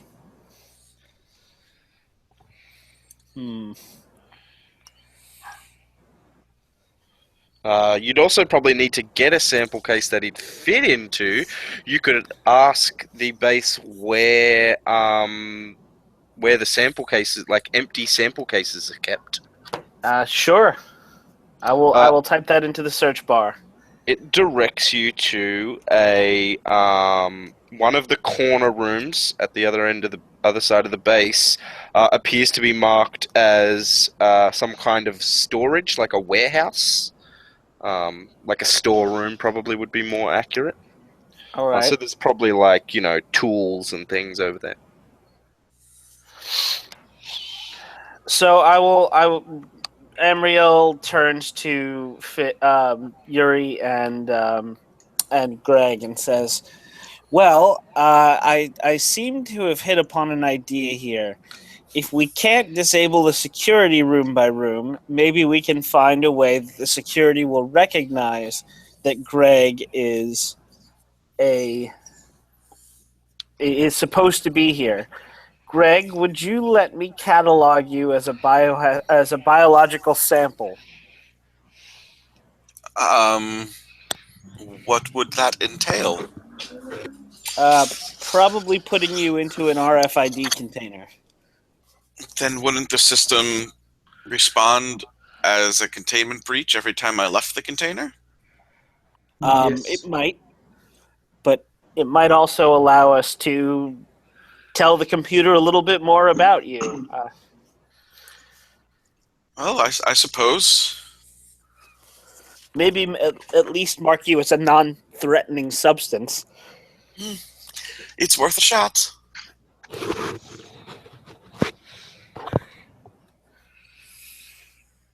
What do you think, Yuri? The warehouse where the sample cases are kept is on the other side of the base. Yeah, I mean, if it makes it quicker to get through, putting Greg in a box sounds fun. Well, when you put it like that, I start to have second thoughts. It's just think of it as a intensive therapy for your lack of understanding of enclosed spaces. They're gonna surround you in walls, Greg. Ugh. Humans and their walls. So you guys step out of this room. Do you go straight through the middle of the base? You'll have to go into one more room before going straight to the storage room, because the middle base always goes to one of the rooms on the long axis, never goes straight to a corner. Gotcha. I mean, we might as well go through rooms we've already gone through, so we don't have to set off the Yeah. alarm again. Yeah, And you're then go through one basically room. you're gonna have to go into a room that you haven't been into. Well, I mean, fewer. Yeah. But just one. Yeah, Yeah. indeed. Because otherwise, Well- yeah, I mean, if you take the long way and go around the outer edge, you'll go through almost every other room you haven't been through yet. Which And then defeats the there'll be- purpose entirely. And then there'll be one room that you haven't gone into. So yeah, you take the long way, and the room that comes off the spot appears to be a super armory. Oh. You see like an armored case right in pride of place in this square room, straight in the walkway, and you recognize, like, it's sealed up, but you recognize that this armored case is clearly where, if he had a super suit or something, that's where it is. You see racks of gadgets and gizmos. You see a few of those surveying tool things you saw in your entranceway. And you also spot a few little specimen container things, not big enough for Greg, at least not for Greg to be comfortable. As well as I can't remember what they're called, but those fridges that you keep medication and stuff in like a hospital, the glass stored fridges and things. Mm-hmm. There's a name for them. Can't remember what they're called. But yeah, so it's a medicine fridge, and there's things in there, probably super drugs, only would be relevant to Amriel. Right. So there's a large box that may or may not contain a super suit, or it doesn't contain a super suit? Is it It empty? may or may not, because it's got like these armored blast face things, so you can't see into it. Right. You'd have to I open want it. in. I will hand Yuri the phone and see if he wants to try to. Do you want to try to open it? Yes. All right, so you walk over. It says access code required. Actually, I feel like you hand me the phone, and then I go to use the phone, and I'm like, "Oh, it's touchscreen." You need to metal get hands. you need to get tiny slivers of skin on your fingertips. Just get those little touchscreen gloves. Yeah. Just put them on my fingertips. Or peel an apple. Mhm. So you can use apple skin. I'll just try and open it. Yeah, so I approach the box. Yeah, you walk up to it, and it's got a little keypad on it to enter in the code. Code Schmode. I be the box. You're gonna be the box. Uh-huh. I can't think of a reason why it would have defenses against you. I'm going to be the box, and then I assume the box is in contact with whatever's inside the box. Yeah, the box tells you, like, you were right, it's an a super suit holding case. It's environment controlled, and it has nutrient feeds. Whatever, super suit is organic in nature, at least partially. It's basically this case is a life support system. Wow. Is there a mechanical nature to the suit inside? There are mechanical components to it. They appear to be like linkages to the external nutrient feeds. There's a few other implanted devices. You don't have a lot of. You're not getting a huge amount of information. There's other mechanical parts, but you'd need to have a look at the thing to see it. Yep. Okay. I'll slip back out maybe rather than pushing in.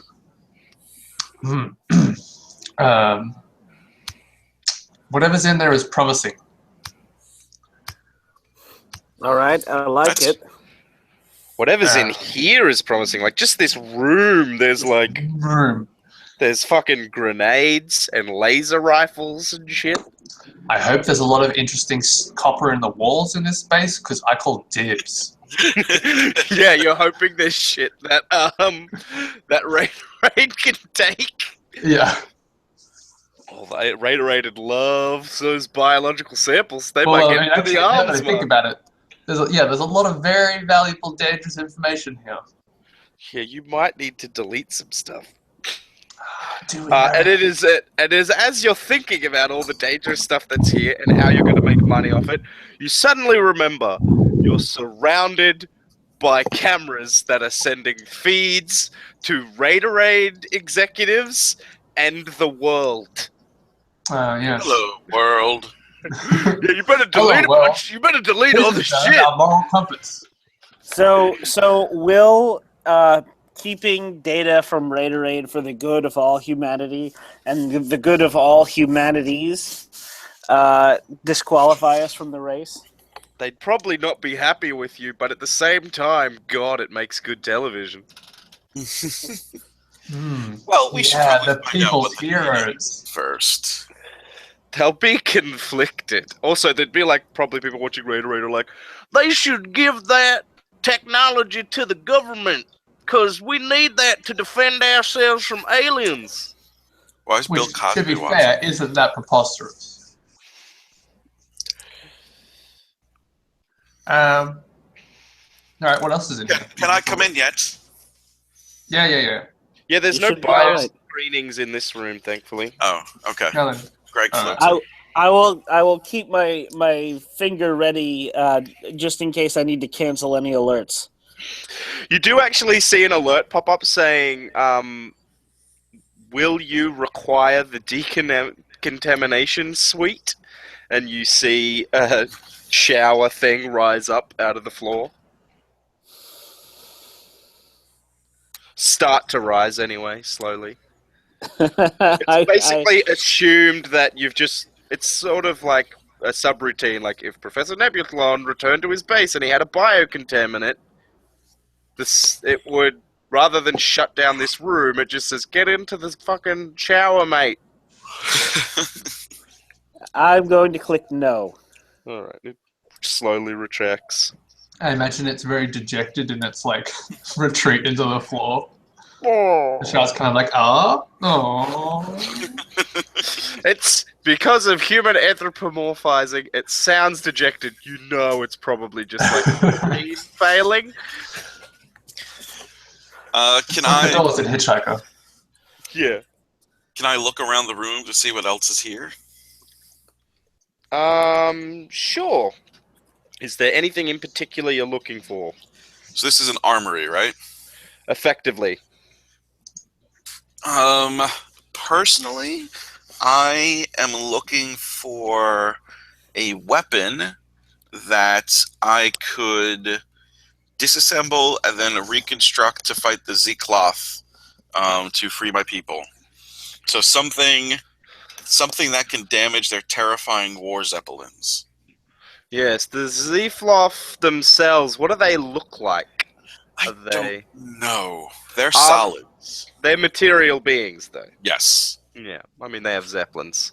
Yes. Is their technology primarily external to them? Yes. You see laser guns. Alright, I'm Like gonna go. see a few laser pistols. One like laser rifle. And then you see something a bit larger. Not quite sure what it is. It's about the size of like a machine gun. But it's more, I don't know, square. It's got a bit of a grenade launchery look to it as well. That's the one I'm gonna go look at. But you're not quite sure what it is. Greg's going to go over to it and envelop it. And can I compel my not everything can be reassembled complication? Yes, And you that can, because as you envelop it and its ammo, the ammo's about the size of like a water bottle. Okay. And you're looking at it and you're like, oh, I wonder what this does. Oh, it appears to be some kind of railgun. And then you realize, oh shit, a second too late. This is a plasma shell launcher. Oh. and you've just compromised one of the plasma shells, and now you've got plasma exploding inside of you. Well, that was not what I intended. But take a fate point. Yeah. What consequences does that have on the rest of us? So Fucking plasma. there's an explosion. Yeah, that'll be the room consequence. Fucking plasma. As there's an explosion. So, what do all of you do in the split second as an explosion goes off in the room? Can we just say Greg envelops the thing and then goes, oh, and then poof. Yeah. So there is an explosion. I will say Greg has lessened it, but that doesn't change the fact that a plasma shell just exploded in a room full of ordnance. Oh, God. I'm sorry. I wanted that fate point. You got a fate that point? bad.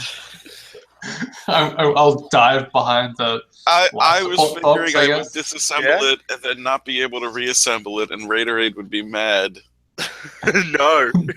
This makes good television. Amriel, I think the other door, can I open it, or will it open for me in the time that I need to dodge, or is it just like get back into the hallway and... You're standing in the room. You like, for example, Yuri dived behind the armor case because he was right next to it. Right. Okay. So yeah, I guess that's the safest play. So I will also dive behind the armor case. Yeah, you both squished in behind Just the got armor. Greg, but... The room is incinerated in plasma. Greg, what do you do as you feel more parts of yourself fail? Yeah. What else is on the table? Most of the structures in this building, in this room rather, are along the walls. Okay. I think what Greg's going to do to try to shield himself somewhat is go into the gun. So, like, I'm just going to compress myself and, like, hide in the barrel of the plasma launcher. Yeah, you know you're gonna probably... I'm gonna give you the consequence, lose yourself, because you can't all fit into there, and I am gonna give the other two the consequence, scorched. What, how, minor, moderate, severe? Minor. We'll call that minor. So if you've got a minor consequence, this replaces that. Right. Okay.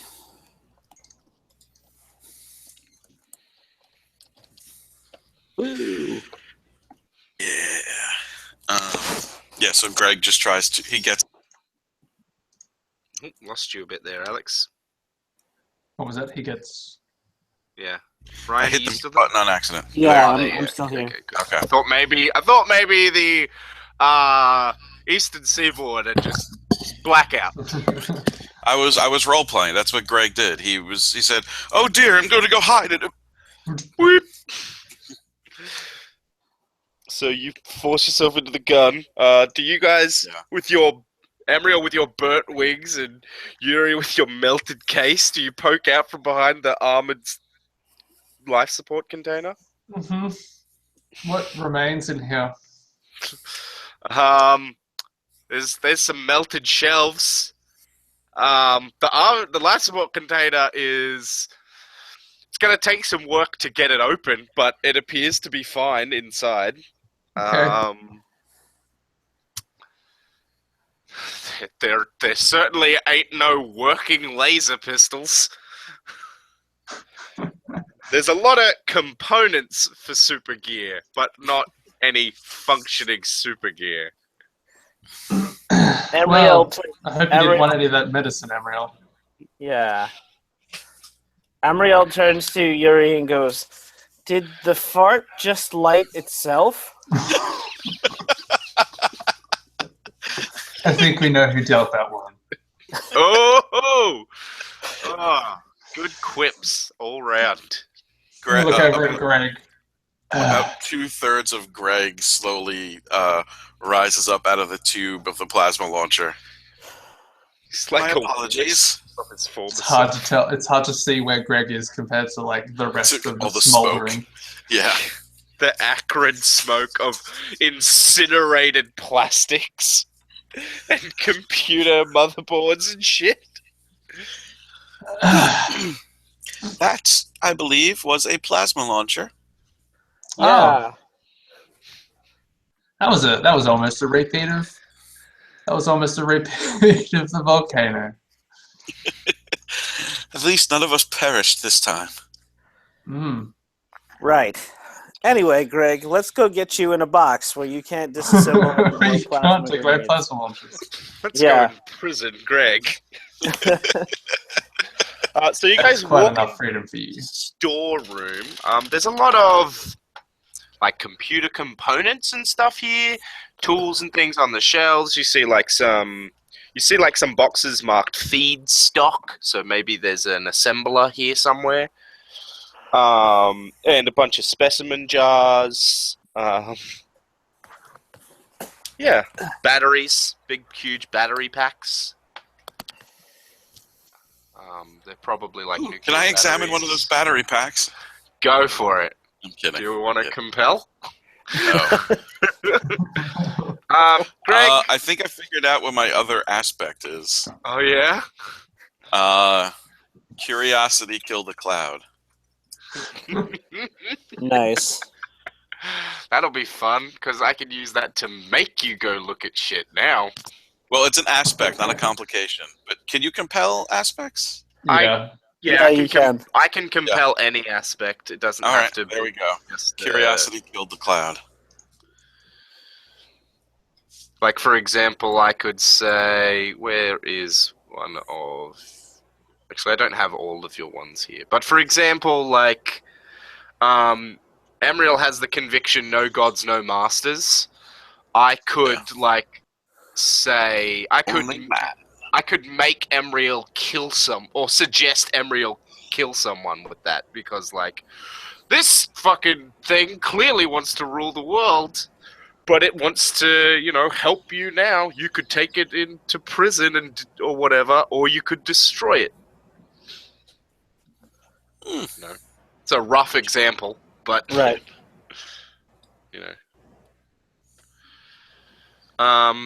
But yeah, you find the specimen containers. All right.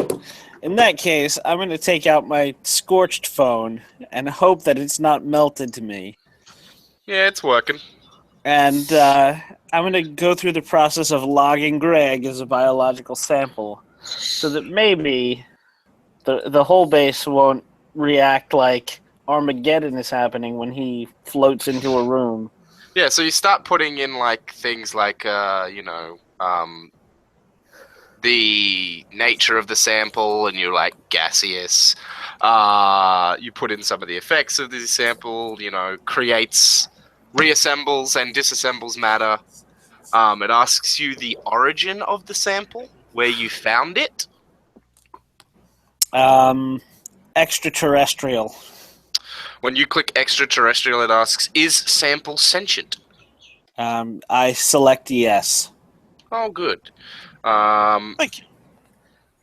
It then gives you a location on the shelf and tells you to go there to acquire a communication module to attach to the specimen box. So that the specimen inside can communicate with you outside, assuming that it uses what is the word? Vibrations through air molecules. Okay. So yeah, I will go and take that off the shelf and attach it to the specimen container that we're putting Greg into. Yep, it's basically like a fish tank with more solid walls.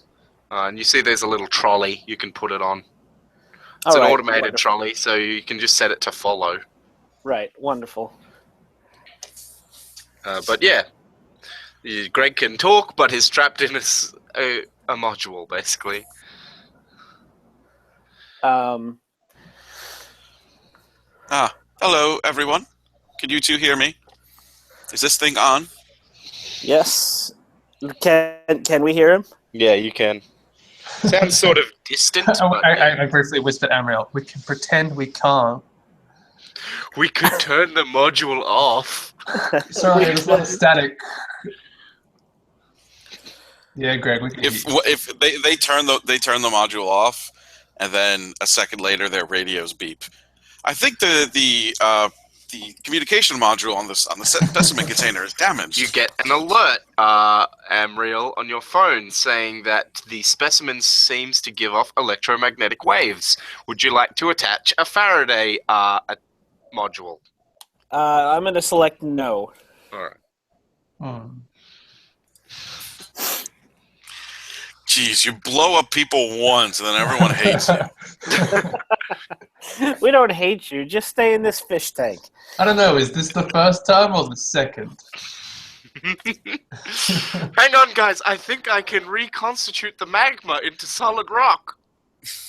All I really have to do is slow down the molecular vibration. Why is it getting hotter? I accidentally sped it up. I'll carry Greg. Well, it's got an automated thingy, so you can. Yeah, it'll follow behind Oh, us. right. All right, Greg can follow us in his box. So, do you want to go to the room adjacent to this one? Yeah. Sure, might as well. That'll be another one of the main rooms, but one of the rooms that joins to the central room. Okay. So you walk into it, and you recognize this immediately. This is teleport. You've seen one of these before, both on Raiderade, like on when watching Raiderade live streams. There would have been one at the race in Sydney that you did to qualify. Yeah, it's a teleport, an ideal designed teleportation device, mostly used to transition between here and various other ideal bases, and probably like the various central hubs. So there'd be like a safe house in Beijing, for example, where like superheroes trying to get to Beijing who are members of the ideal can just teleport to there. There'd be one in London, stuff like that. There's networks of these things. So this would just let us go to other bases?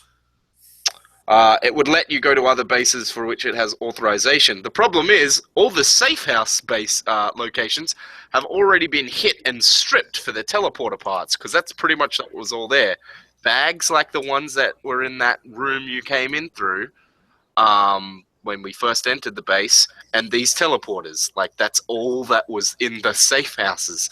So like all it took is for one base raider to find one of these things, and they're like, oh, I wonder what's in the safe houses, and then they hit every single safe house. Gotcha. Because it was easy money. Like it was not a lot of money, but the teleport's worth a bit.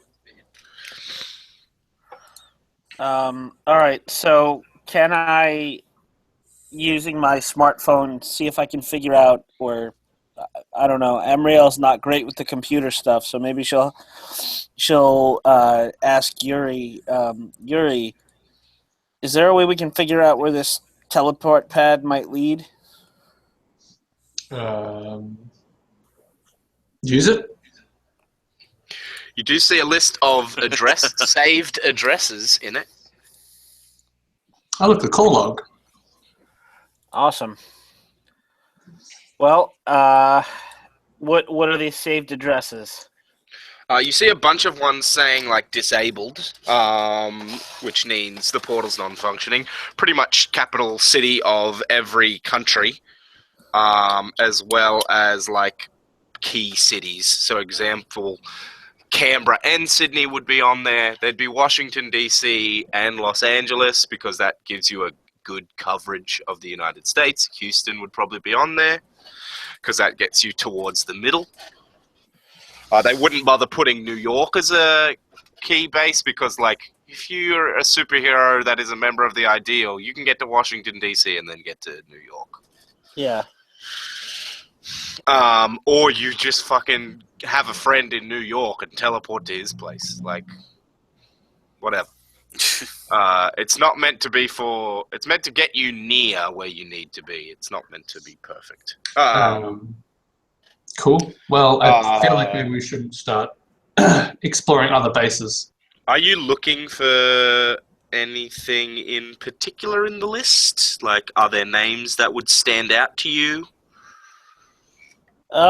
Yeah. I want to see if there's anything that rings a bell or. Yeah, you see, there's a few things saved in here as like superheroes' names, and things, and you see Arknight pops up, and you remember Arknight. Arknight is actually a superhero team, or so they claim. There's only been one in recent times, but you remember Arknight from Rome. Because Arknight is a collection of 7 warriors that can summon the archangels into themselves. Oh. Hate that guy. He's a fucking asshole. Yeah. All of them are assholes. All right. Well, I'll have to pay that place a visit with a can of spray paint later. Fuck Arknights!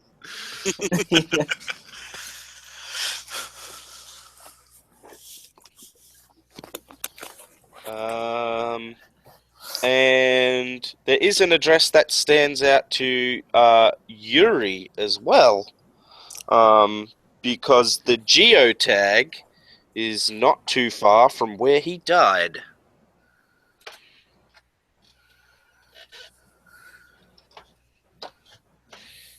Huh. And the information on it appears to say something about anomaly. It's some kind of anomaly is near there.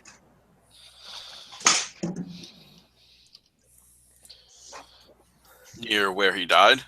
Yeah, near where he died. Within, like, 50 kilometers. Which is pretty close for in the middle of the fucking desert.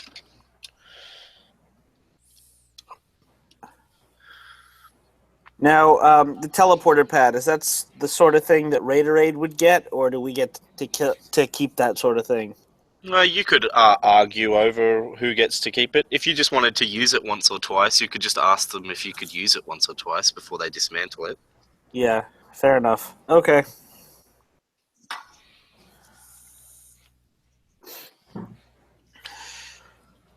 We should probably keep going, though. We would need to secure this base before the other teams get here. Right. We could always secure the base and then use the teleporter. Of course. Tell me, does it trouble either of you, that this base is supposedly known for its death traps, and yet it was real easy to come in here and get the let you take over the base security code and... Easy for you.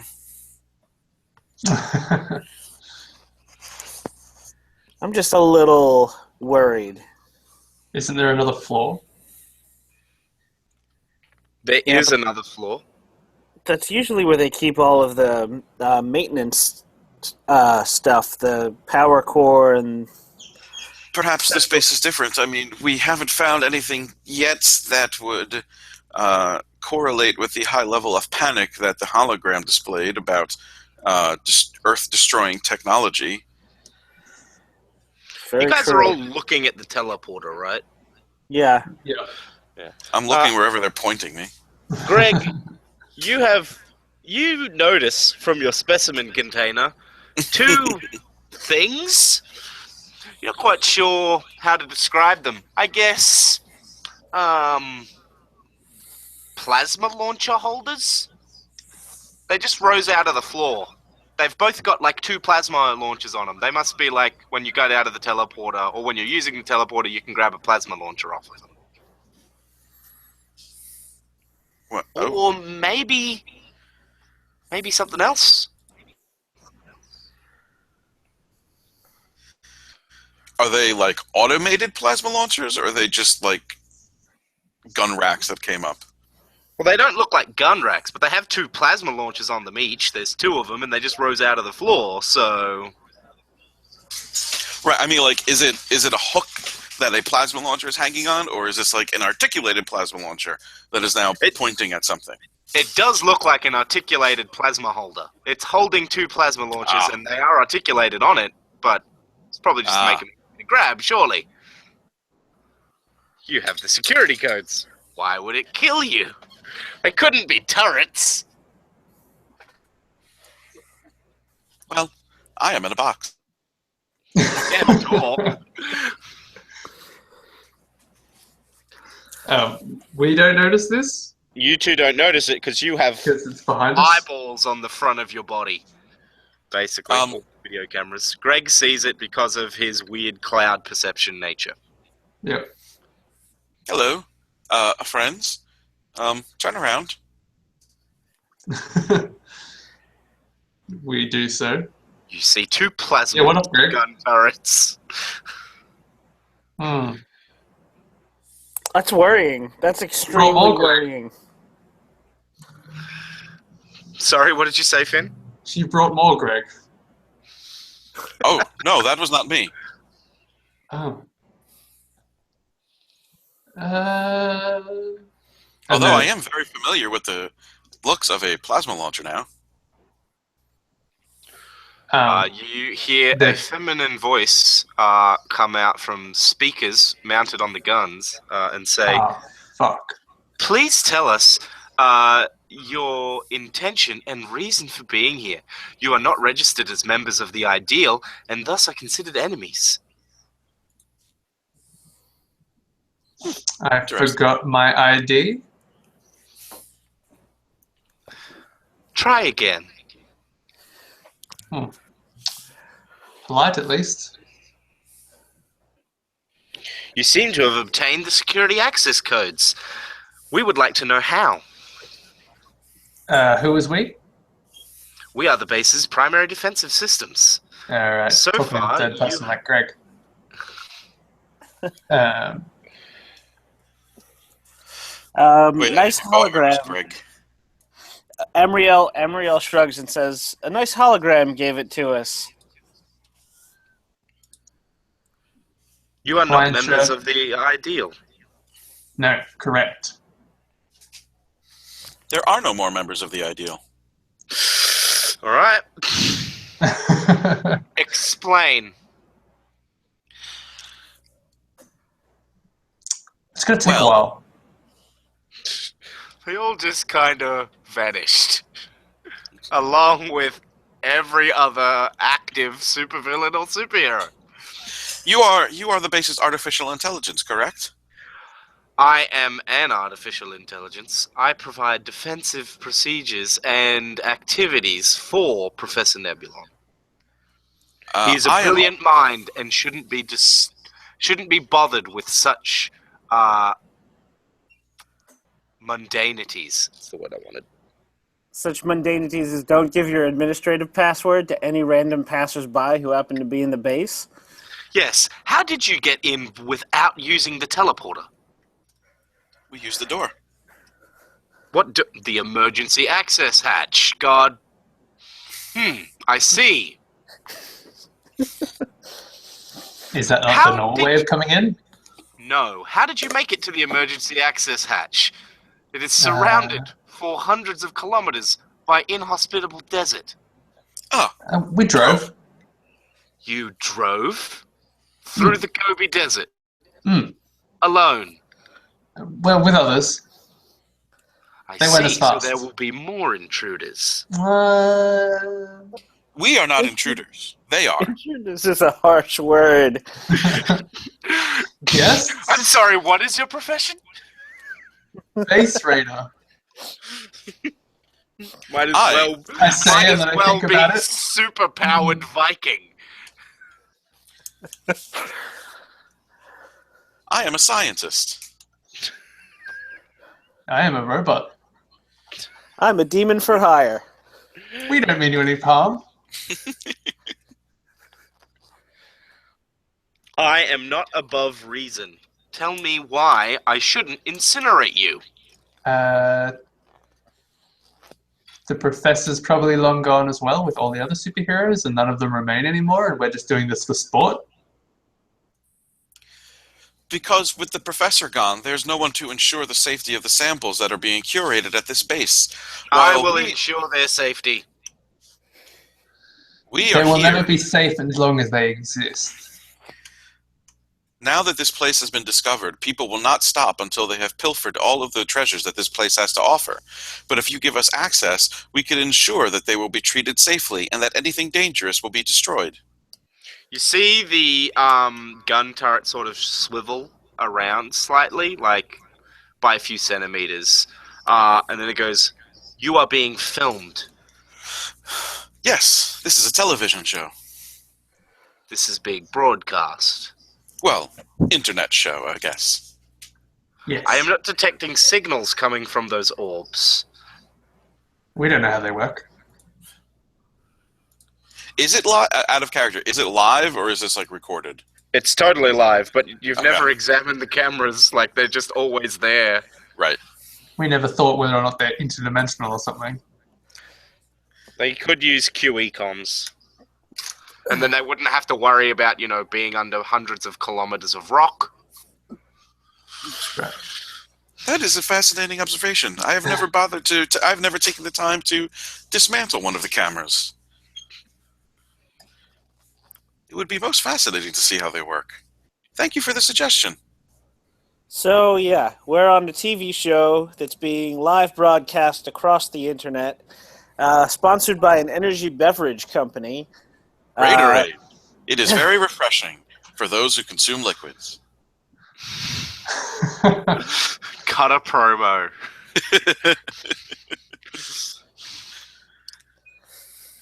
And we're here to break into your base, explore your base.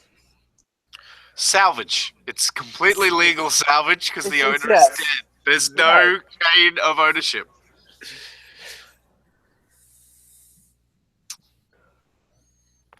I see. Well, unfortunately, I do not accept your authority. And then the plasma guns fire. What do you three do? I stay in a box.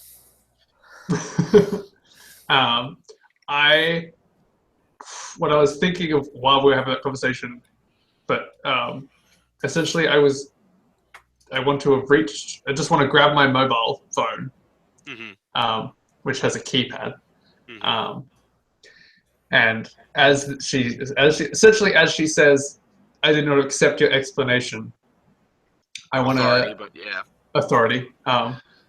Throw Respect my authority. throw my phone at one of the plasma launchers, switching my consciousness into it as I let go. Yeah, Ooh. I guessed that the minute you said in my phone in my hand, basically. I'm like, okay, he's gonna, yeah. All right. So that He's gonna will play be a passive roll. mind. That will be a roll because you need Because I need to hit it. Well, you need to time your throwing of it, and then you need to time your transferring, because you Yeah. need to transfer twice, because the phone's going to hit the turret, and Yeah. then it's going to bounce off. So some kind of ranged attack roll. Yep, I'll go melee.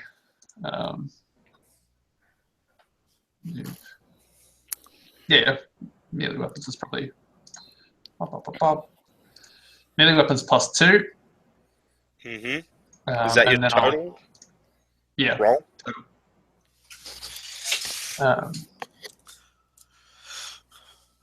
Is that solid enough, or should I spend some points? Up to you. Oh. Should I roll my switch as well, and then we'll reserve both of them together, and I'll determine where I spend points on either of them. Sure, why not? Okay. Yeah, so it's 2 for melee. Yeah, you're pretty sure you're going to hit it with your phone. Yeah. And then that's +2 for possession, which I want better than that. look, I've got heaps of points. I might as well invoke on both. Yeah. So for throwing, I think being a Cyberneto samurai is probably most relevant to accurately throwing a mobile phone at a plasma launcher. Yep. All right. I will allow that. So you plus Robot 2. ninja training. Plus 2, it gets that to plus 4, and then switching over. Well then.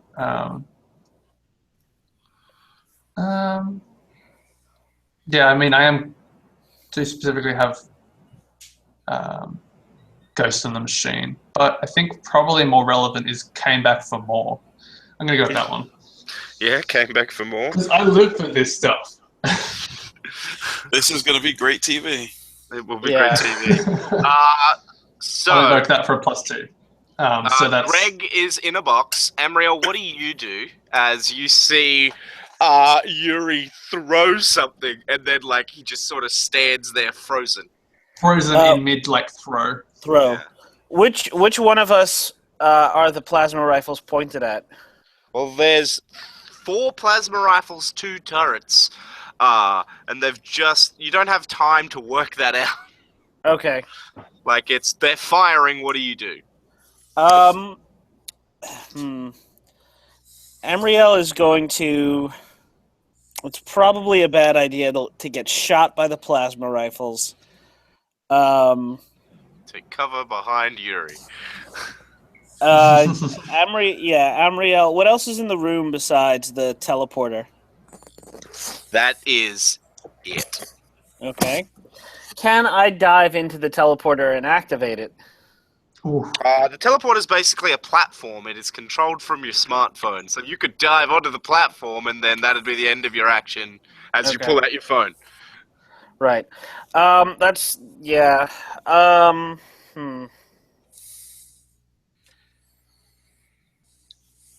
You know what? Hell with it. Amriel's gonna manifest her sword, her flaming sword.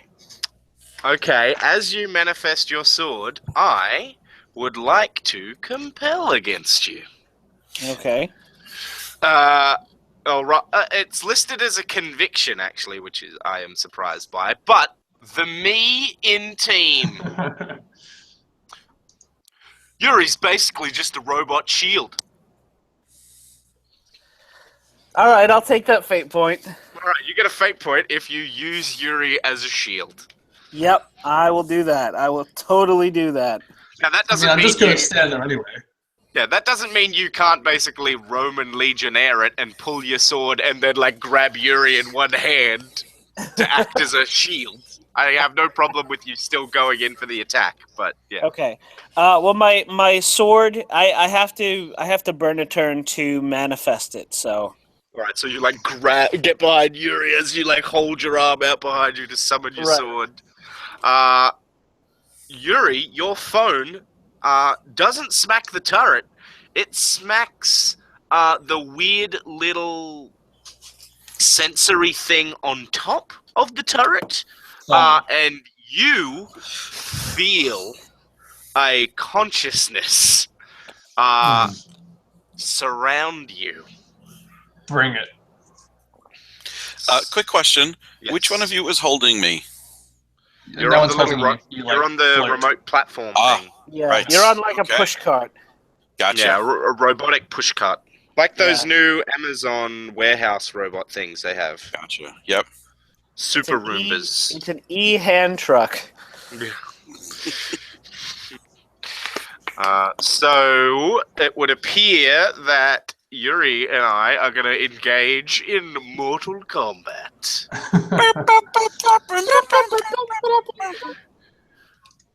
That's fair use. I'm gonna essentially Combat try with and a C. You can't sue me. It's just regular Mortal Kombat. Yeah. Sorry, what did you say, Finn?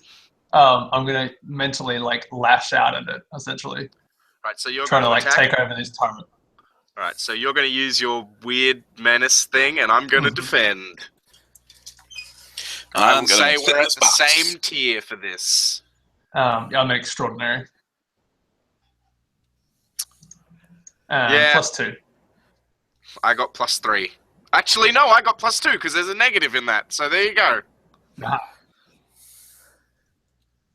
So you sort of psychically lash out, and this AI, you're attacking like a ghost. You're magical. It's technological.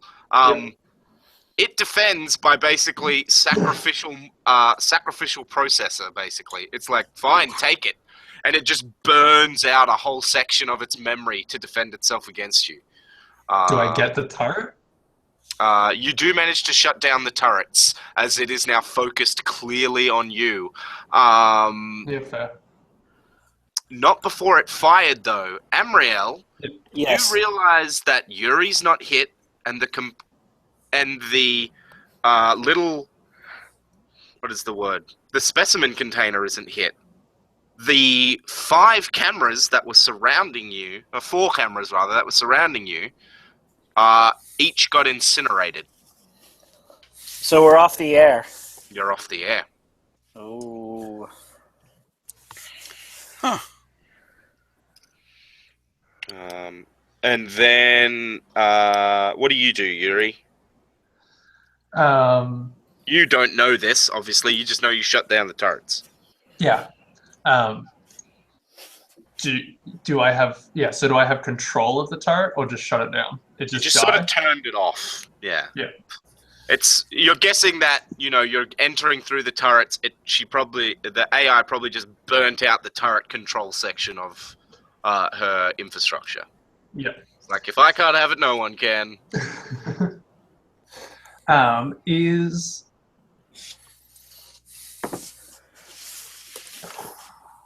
Essentially, right. So I'm essentially now just in the network. Yeah. Um, You're in the defensive AI subsystem. yeah. I guess I want to find a way into some kind of remote mechanical aspect. Like, I want to try and if there's any other kind of like connected part that I could escape through. So you want to get out of her head and into Like a remote unit. Her car. Yeah. All right. You see a connection active in the armory. She seems to be trying to turn something on. Oh, You could dive through it. I will. Can I wait until... Is she just turning something on, or is she like... Could I wait until the moment where she's like successfully essentially booted it, and then You're basically thinking at the same speed as her. So it's like, you could wait, but I mean, what will you lose by waiting? Yeah. Okay. There might I'll something dive through else her. might happen. So you it's sort of like diving past. She opens up this connection and you barrel down it, and you are in you have eyes, but they're weird compound eyes, and you have an exoskeleton, and you can breathe-ish, and you feel blood stuff pumping through you, but you feel empty, hollow, like there's something missing that is vital to your operation. What are you going to do to stop her charging in after you? I assume, yeah, so is she charging through like a physical connection or like a remote, like... It is not signal? wireless. She is SATA cabled in. Yep. Do I have control? I have control of this body? Effectively, you will need to make me... Do you have athletics? I do. Make me an athletics roll. Yeah. To rip it out? Yeah. Yeah. Because this body feels incredibly weak. Like its muscles have atrophied would be a way of thinking of it. I got a net 0. This is I got you're more essentially points. piloting this thing. Yeah. have a- Like drive. Well, I mean, like if you have driving aspects, you could invoke one to Yep. get a bonus because you're piloting it, basically. Yep. Well, yeah, I do have my specifically background transcontinental motorsport professional, which I sort of also associate with where my reflexes and stuff come from. That's come from like my physical training as a racer, not from being a machine necessarily. What other aspects do you have? Cybernetic Samurai. I now have an aspect for whatever this is, because my aspect transforms. Oh no, see, I don't have Cybernetic Samurai because that's essentially my physical. So that changes whenever So that changes to this. All right. it changes to this. You can invoke your What would I call this aspect? Bio exosuits. No. Harnessed demon biology. Yes. Oh. You can invoke your harnessed demon biology I aspect. do. Brilliant. You +2. manage to yank that tube out and then you collapse in this thing because you're an exosuit, so you don't have anything to support you. And that's why it was hard to move, because this thing obviously increases strength. It would have its own muscle fibers, but doesn't have its own skeleton. An armature. Yeah. Yeah. It's meant to be an armored suit, and it doesn't have its part inside of it. Mm-hmm. And then you see you feel sort of, it's not like a hunger, it's more like exhaustion, and you realize that it's oddly clear, you have 7 hours, 56 minutes of operation time. Yep.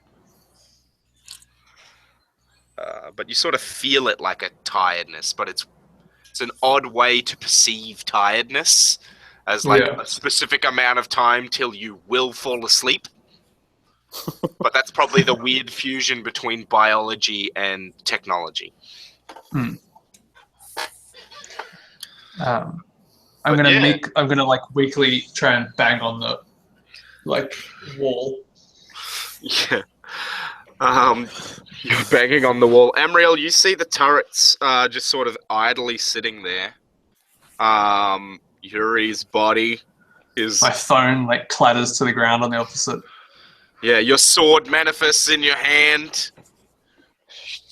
The turrets aren't shooting at you. All right. I'm gonna call out, and I'm gonna say, well, I was gonna let you live, but now I'm gonna take your shit and carve the processors out of you, and then I'm gonna slice through the containment unit holding my fart friend, freeing him. Nice. You could have taken the lid off, but that is effective as well. You hear over a speaker from another room, your friend burnt out the systems in that room.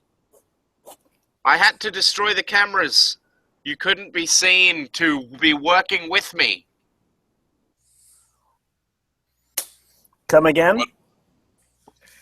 You said you were being broadcast. Yes. How does the broadcaster make money?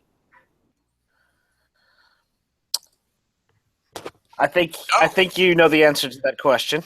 They presumably sell the shit in these bases that you're robbing, these graves that you're taking from. Raiding is the term that is colloquially used. And really, salvage. My point is, there are dangerous bioweapons here. Your base keeps thinking I'm one. Yes, it is not set up to identify organic cloud life forms. Techno-organic.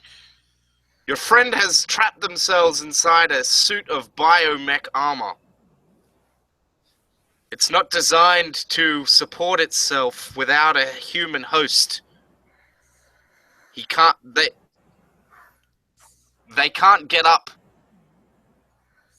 I pick up Yuri's samurai body and carry it back into the armory. And you You can hear hear like a faint light. thudding. Yeah, a faint thudding on the tube. Can you let him out of there? You sealed it shut when you blew the plasma. I can get him out. I'm going to eat part of the container. What is the aspect I gave you again? I'm trying to remember what it's called. Lose yourself. Lose yourself, that's right. You start to try to disassemble it, Mhm. and the way this door is constructed, it's quite interesting. You're primarily developed off of your host being's curiosity. Yes. And you get sucked into examining the composite materials that make up this door. Because you've lost yourself. You've lost some of the controlling parameters of yourself. And so instead of disassemble it, you're just sort of on it. And after like 10 minutes, nothing happens. Amriel? Amriel still has her flaming sword. Can she cut through? Do you say anything to Greg? It's fucking Greg? been wasting 10 minutes. Greg, move. I'm sorry. Greg hovers out of the way. It's a fascinating material that the container is... Yeah, basically. You cut it open, And you see this sort of Guyver-esque, if you're familiar with that anime/show, sort of like this will be as soon as weird, Google tells me what it is. this weird bio armor. Witchblade also would be Okay. relevant. yeah, it's like this Organic Got it. armor demon thing. Psycho Rangers also works. Yeah, and it's sort of looking up at you with weird. They're the shape of like sunglasses, but they have like these hex grids on them, so it's like compound eyes, maybe. But it's looking up at you. I'm gonna hold out the samurai body to it so that Yuri can reconnect with himself. You transfer yourself into your original body, your samurai body, rather. The samurai body. Yep. sweet. Yeah, that thing didn't seem to have any vocal cords. Yeah. But Didn't you're really back in need it. them. Yeah, you don't really need your suit of armor to have vocal cords. Well, I mean, his samurai armor doesn't have technically vocal cords either. It has a speaker though. Well, yeah. I mean, the armor is biological, so it probably would just have vocal cords if it had them at all. Yeah. What do you do now? I guess we should talk to this. The AI. Yeah. Do you have a name, security protocol? You can just call me security. That'll work, I guess. Fine. Hello, security. I am Greg. Hello, Greg. That is an odd name for a cloud. Security is an odd name for a building. Touché. So I what- would go ahead. like to make a formal request of you, base raiders. I would We're like listening. for you to delete all information off all computers in this base, and then use your cloud friend to disassemble all hard drives and memory devices in this base. However, before that, you will need to initiate the sample disposal procedure. What will the disposal procedure do? Destroy all biotech samples in this base. How many are there? There are currently remaining 13. Are they all on this level? It does not seem like there is room for that. No, they are on the level below. Ah, haha, told you. The most difficult sample to destroy will be sample 27. I realize I told you there were 13 remaining. We'd already destroyed some. Sample 27. Sample 27 is the means by which this base is powered. It is also a key component of the professor's experiments into returning home.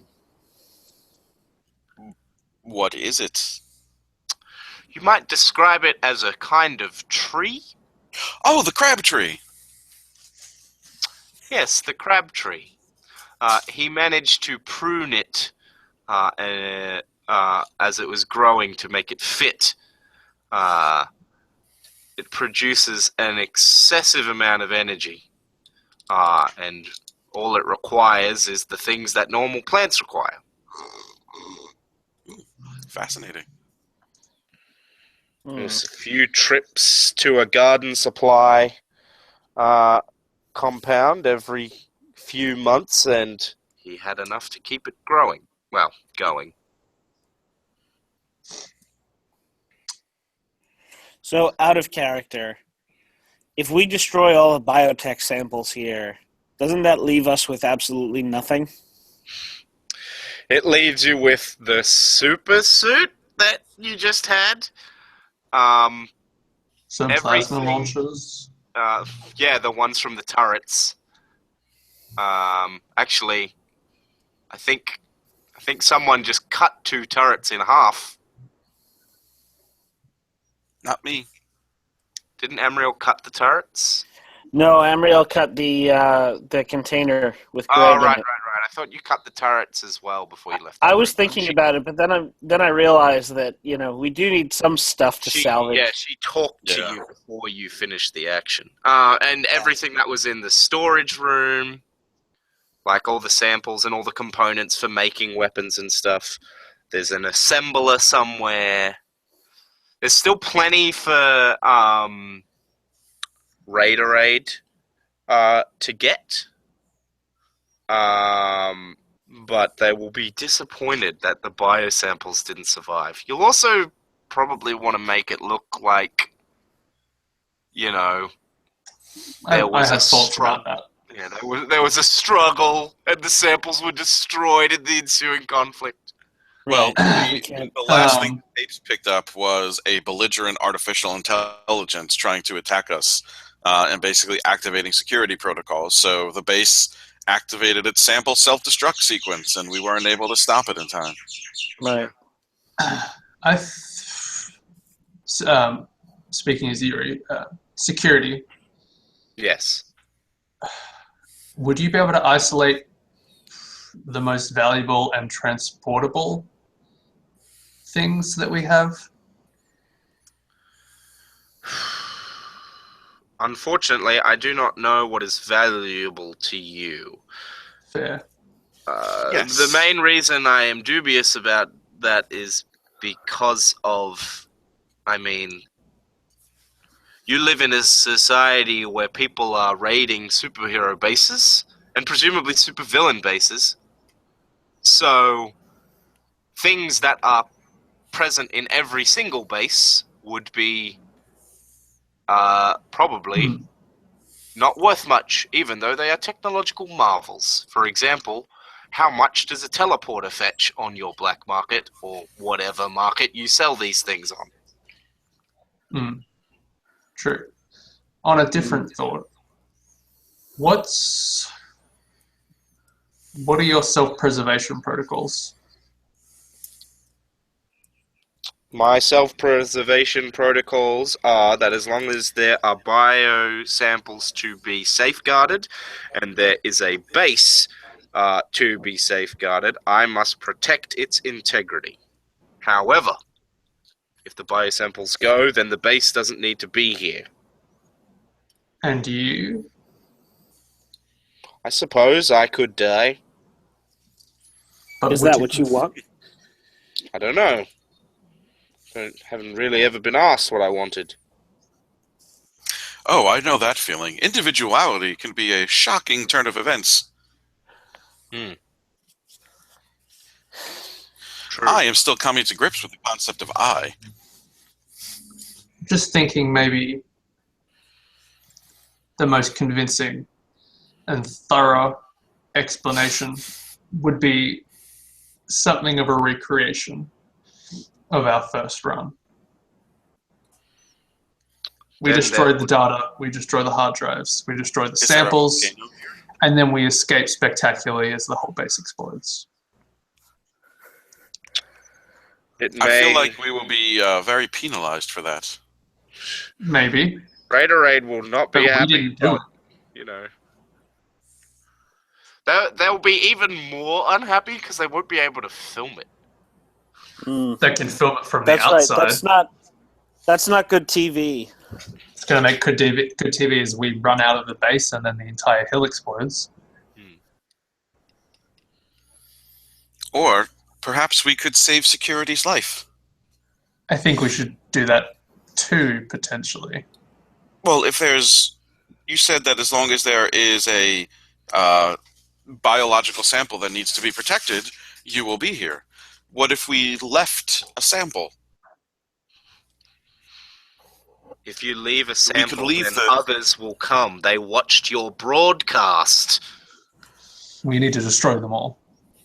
But that doesn't mean we can't destroy them all and then take security. If we're destroying all of the samples that can potentially end civilization on an infinite number of worlds, we had better have some kind of a kick-ass security program to make this worth our while. It's true. Are you going to sell security into slavery? No. Because that'd get you a shit ton of money. We could also like recruit her, maybe make her part of the base raiding team. I'm thinking we shouldn't just blow up the entire base. That seems way too wasteful and is going to really piss off everyone who is signing our paychecks. And we don't need to destroy the entire base anyway. Security already said there are ways that we can just... There's like deactivation protocol, for the But my thought is biological that samples. once they then get in, there's a lot of evidence of us destroying all the stuff deliberately, as opposed to a horrific there? accident. Like what? There's no evidence. You eat a bunch of hard drives and then there's no samples? Oh, there's nothing here? Didn't Scout Team 1 come through here? I don't Scout have Team to... 1 would have come through here to... they would have basically come in the front... Actually, they probably came through the teleporter. But I don't have to eat the hard drives. I can just erase all the information on them. That Make it would look be like part of they the security self-erase. protocol. Even if you copied the information or removed the information, deleted it, there are ways to get the information back off the hard drives. For example, magic. Oh. Someone could use a spell to return the item to an earlier state. Ah, well. So it needs to be destroyed. Yeah. So And they need maybe to not know. yeah. Security. How many explosives do you have? They have a I had- giant demonic power source. I had quite a complement of explosives until you destroyed them. That was an accident. However, it may be possible to aggravate the base's power source. No, that's not what I was going for. I was That's seeing exactly what I'm going for. if there was any way to rig the computers so that they quote-unquote self-destructed during your security lockdown. We could certainly make that look like the case. All it requires is for some explosive compounds to be present.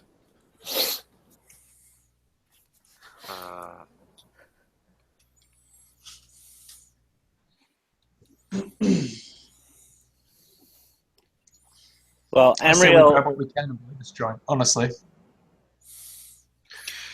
I mean, we could blow up the whole base, but I think people are going to get pissed off. And if anyone else is coming by, we might inadvertently kill or injure some of the other teams. Mhm. Which, if it's that tech team, I'm fine with. No, they had to return to base. Return to Yeah, base. they're team. not. Right, then we Um, would only be I don't hurting think the... anyone is here. You'd only be Coming. helping. You'd only hurt the true survivors. However, secure as you're deliberating on to how to destroy the base or whatnot, security says more of your cameras have entered the base. I can stall them, but you need to get down into the engineering space and overload the power system. I say this is now or never. Unfortunately, I can't help you do that because that is not part of my programming. You will have to try and figure out how to destroy it yourself, and then basically that's the last encounter of the run.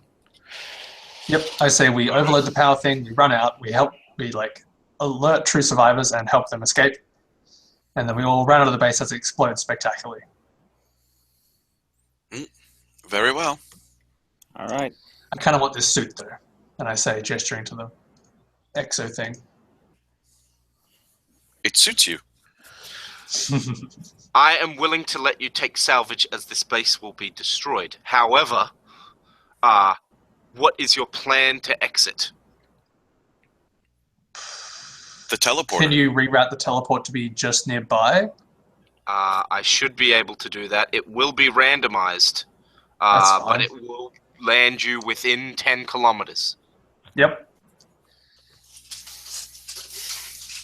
That sounds perfect to me. Very Let's well. roll. All right, so before you head downstairs to fight the tree, you're taking the super suit. Can I get my samurai suit into the super suit? Not at the moment. It'll take some Okay. finagling. Like the super Yeah. suit's meant to mesh with organic nervous system. Yeah. We might moderate that later. Yep. You'll be able to do that between runs, but Hmm. at the moment, no. There is a medical bay which you hadn't gone to yet, and they have more super drugs there, Cool. as well as an auto dock. But that's a large device, the auto dock.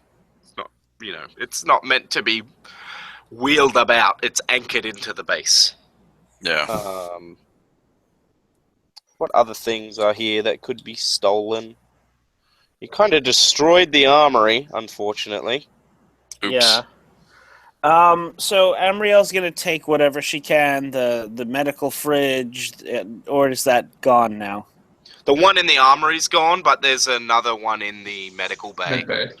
Okay. So you'll get basically a bunch of boost patches and stuff like that. All right, so Amriel's gonna take that and load it onto the hand cart that Greg's sample case was originally on. Probably just a load all dose that- or two of Chimera. Yeah, just go put it like on the on the teleporter, teleporter. basically. Yeah. Yeah. We do this rapidly. I'm Yeah, just going to might as dump well. the suit on there, and then we need to head downstairs All right. because So- the true survivors need to not catch up with us because those cameras just need to get us running, essentially. Yeah. All right. The security told you that there were cameras entering the base. He didn't say whether it was the true survivors or not. They might have just sent extra cameras. Yep. Because all four way. of them were, yeah. Yeah, they're like, go see if they're dead. That's true. Could we get security to confirm if there's anyone else? I mean, they have biological scanners and stuff. They detected Greg. Security is basically now acting as aggressor, and so Yeah. like she has to sell that to the cameras. So you might have to fight security on the way out, even though she'll be trying not to shoot you. Yeah, but I just wanted to know if there's any other people in the base. I didn't see any people. I must go. Okay, good. So that's pretty much the last question you can ask security. That's all we need to know. Let's go. All right. Alright. So you head down to the base. It's a bunch of shit.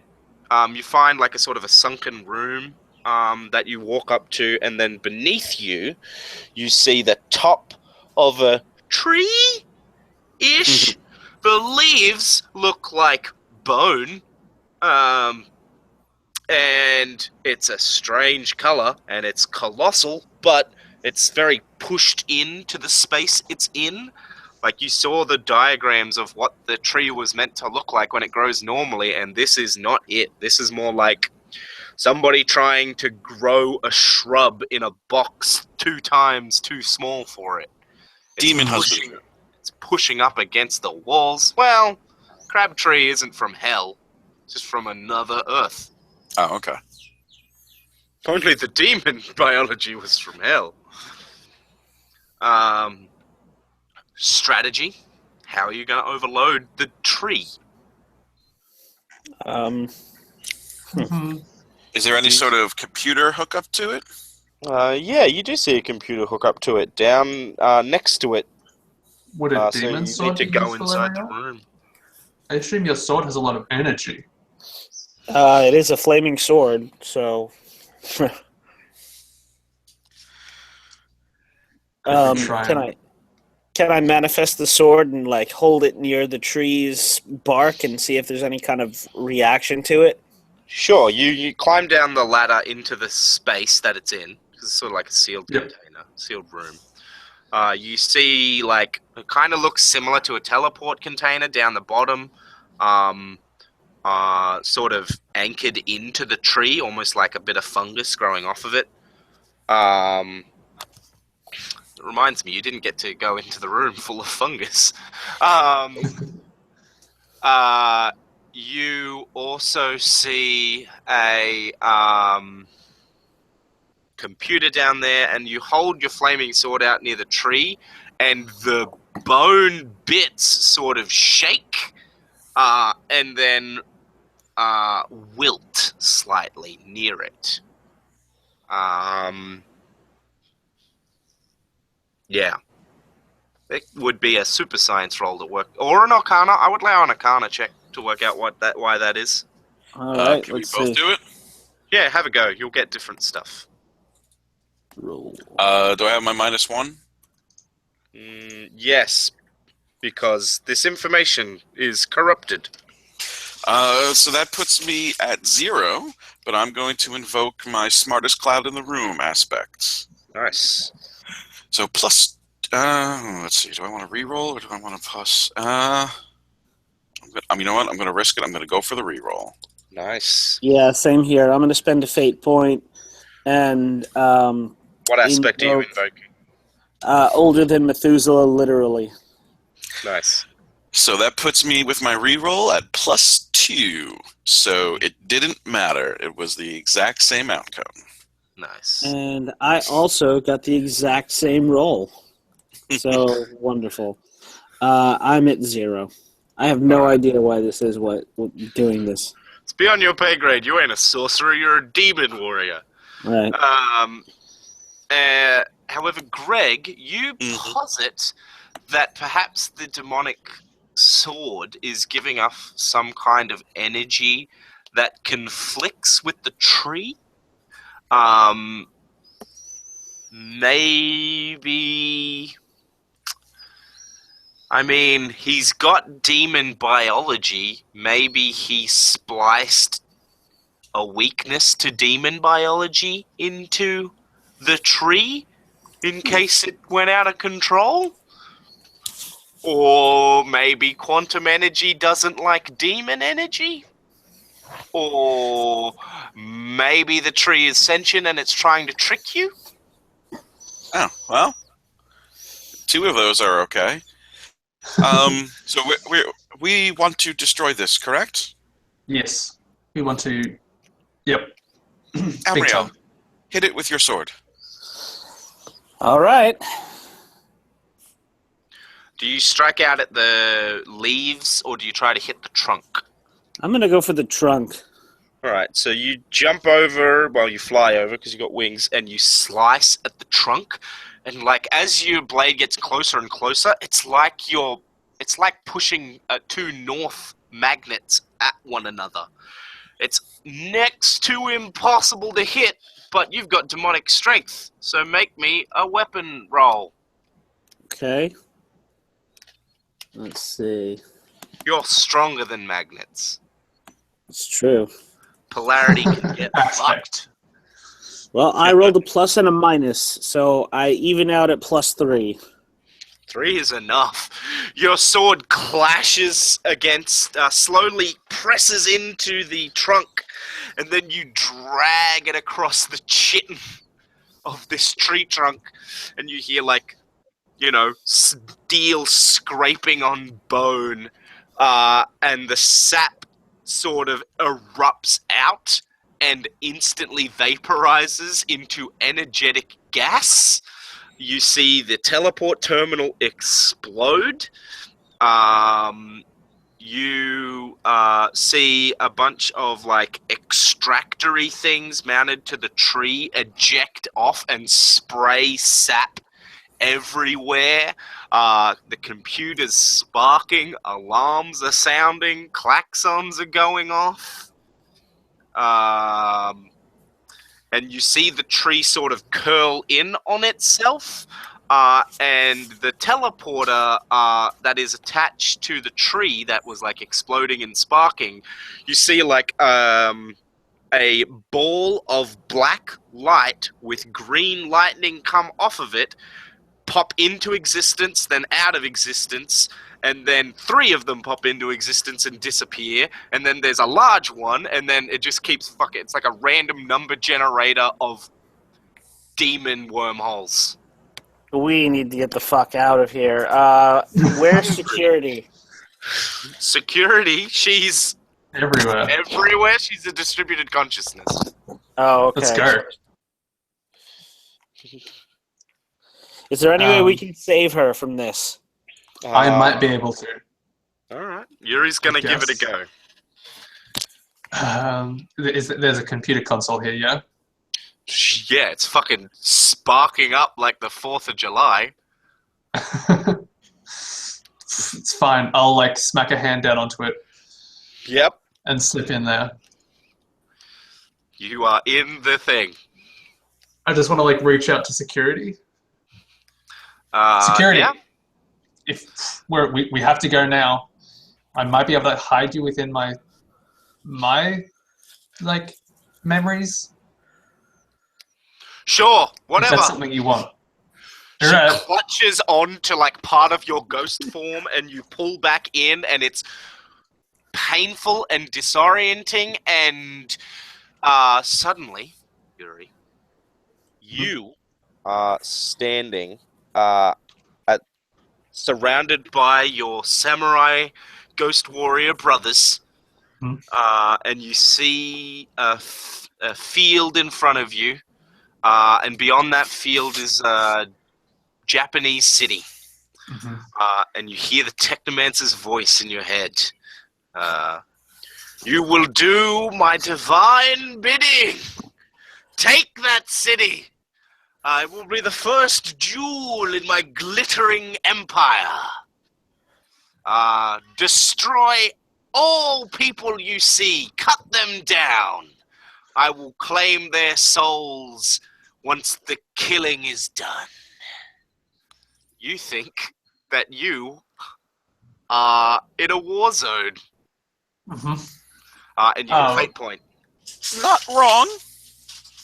Well, he only essentially- gets the fate point if he accepts it, right? Yeah. Like, Well, he has that's to true. accept- If you freeze, you won't, you know. If you freeze, no fate point. No, I guess. essentially begin a, like, very slow mechanical, like, march. So essentially from in the vision, all of the samurais take a unified, like, mechanical step forward. It's And then, very episode 1. Yes, exactly. And then, like, outside of this, Yuri takes a step towards the tree. And then, like, back in the vision, they sort of, like, take another step and another.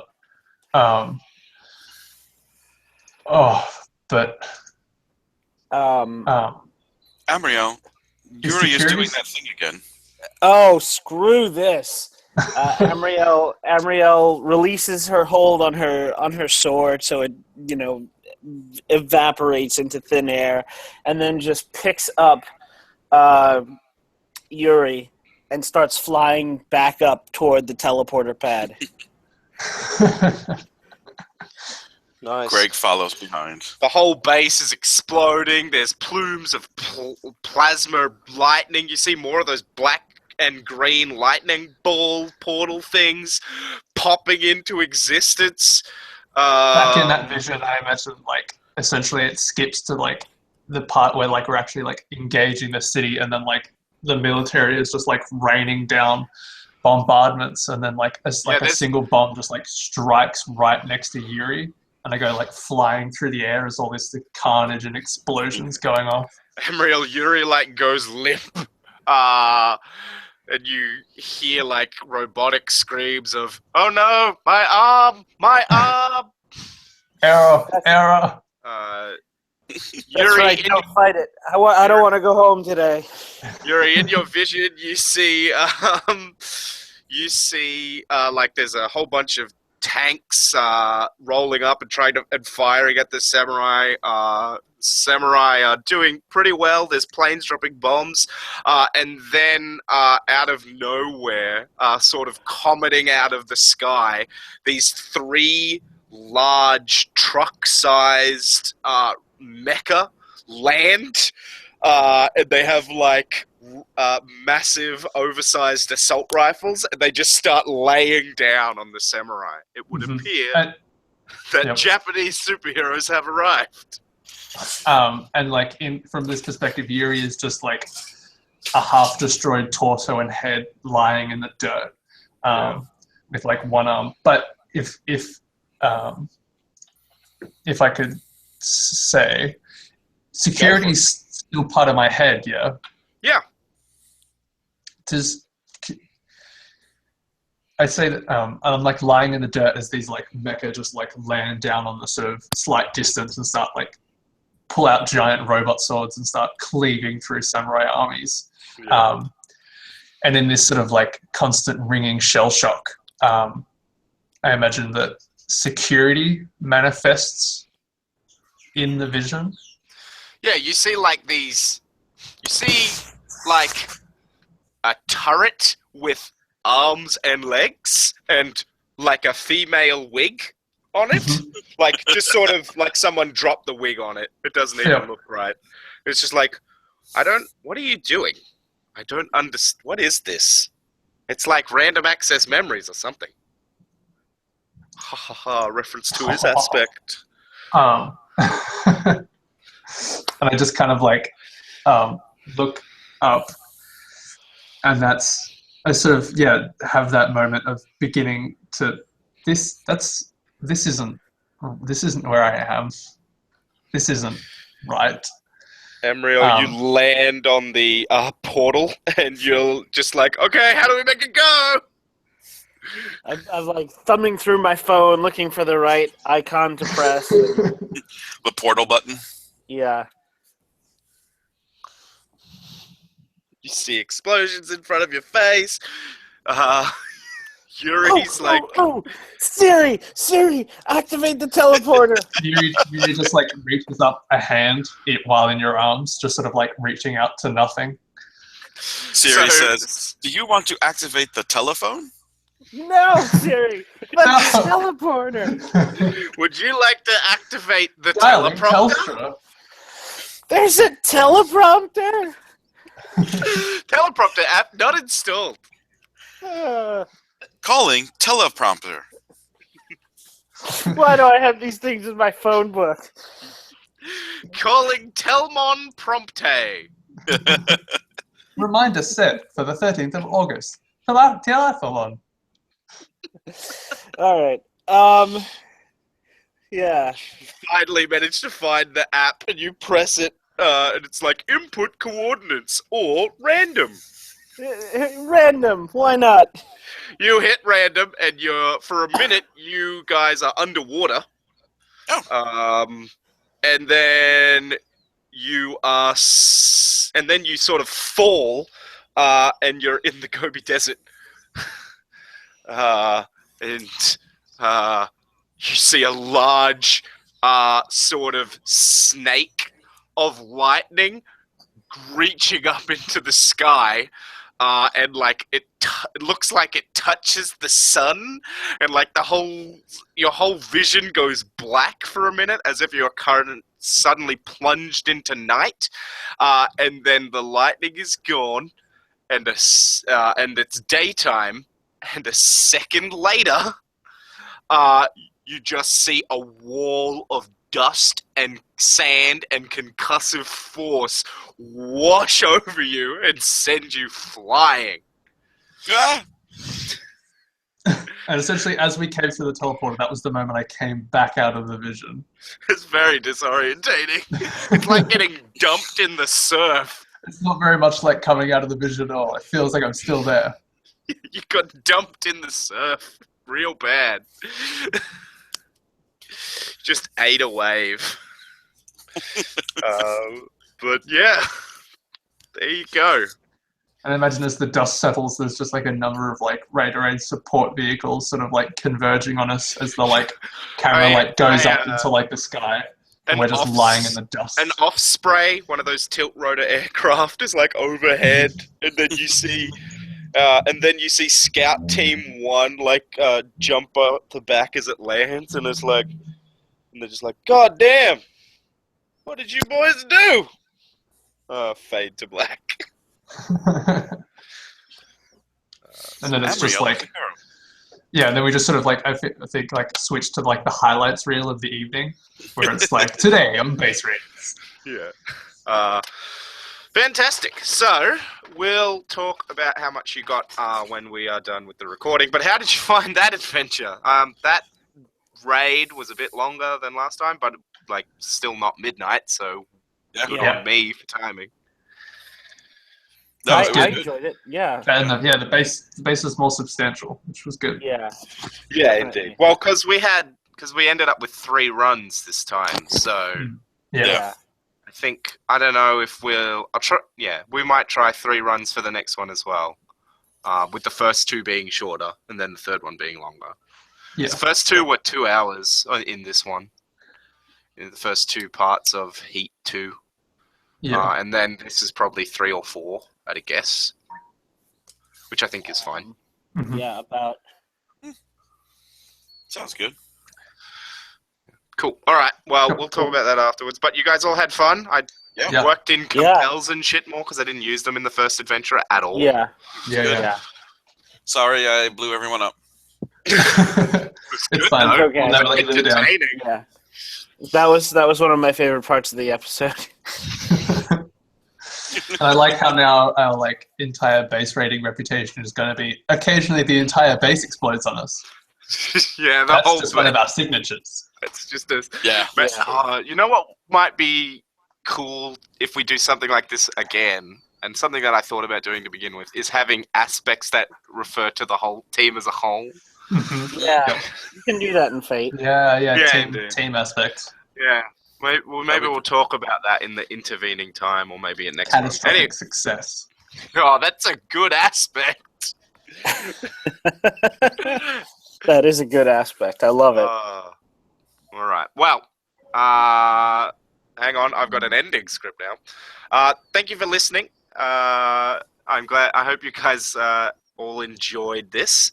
I certainly enjoyed running it. I think we've really hit stride in this second adventure and this run in particular.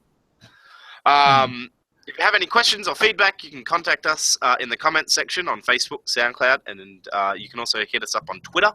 And don't forget, we also have our main site over on WordPress, where you can leave us comments.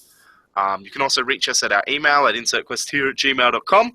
And you should totally join the G Plus community.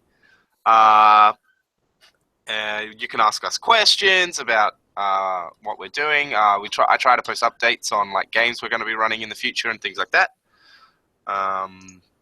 Do you guys have anything you want to plug? Ragnarok Podcast. Yes, you can find us on Facebook at facebook.com/Ragnarok. We're on Twitter at Ragnarok.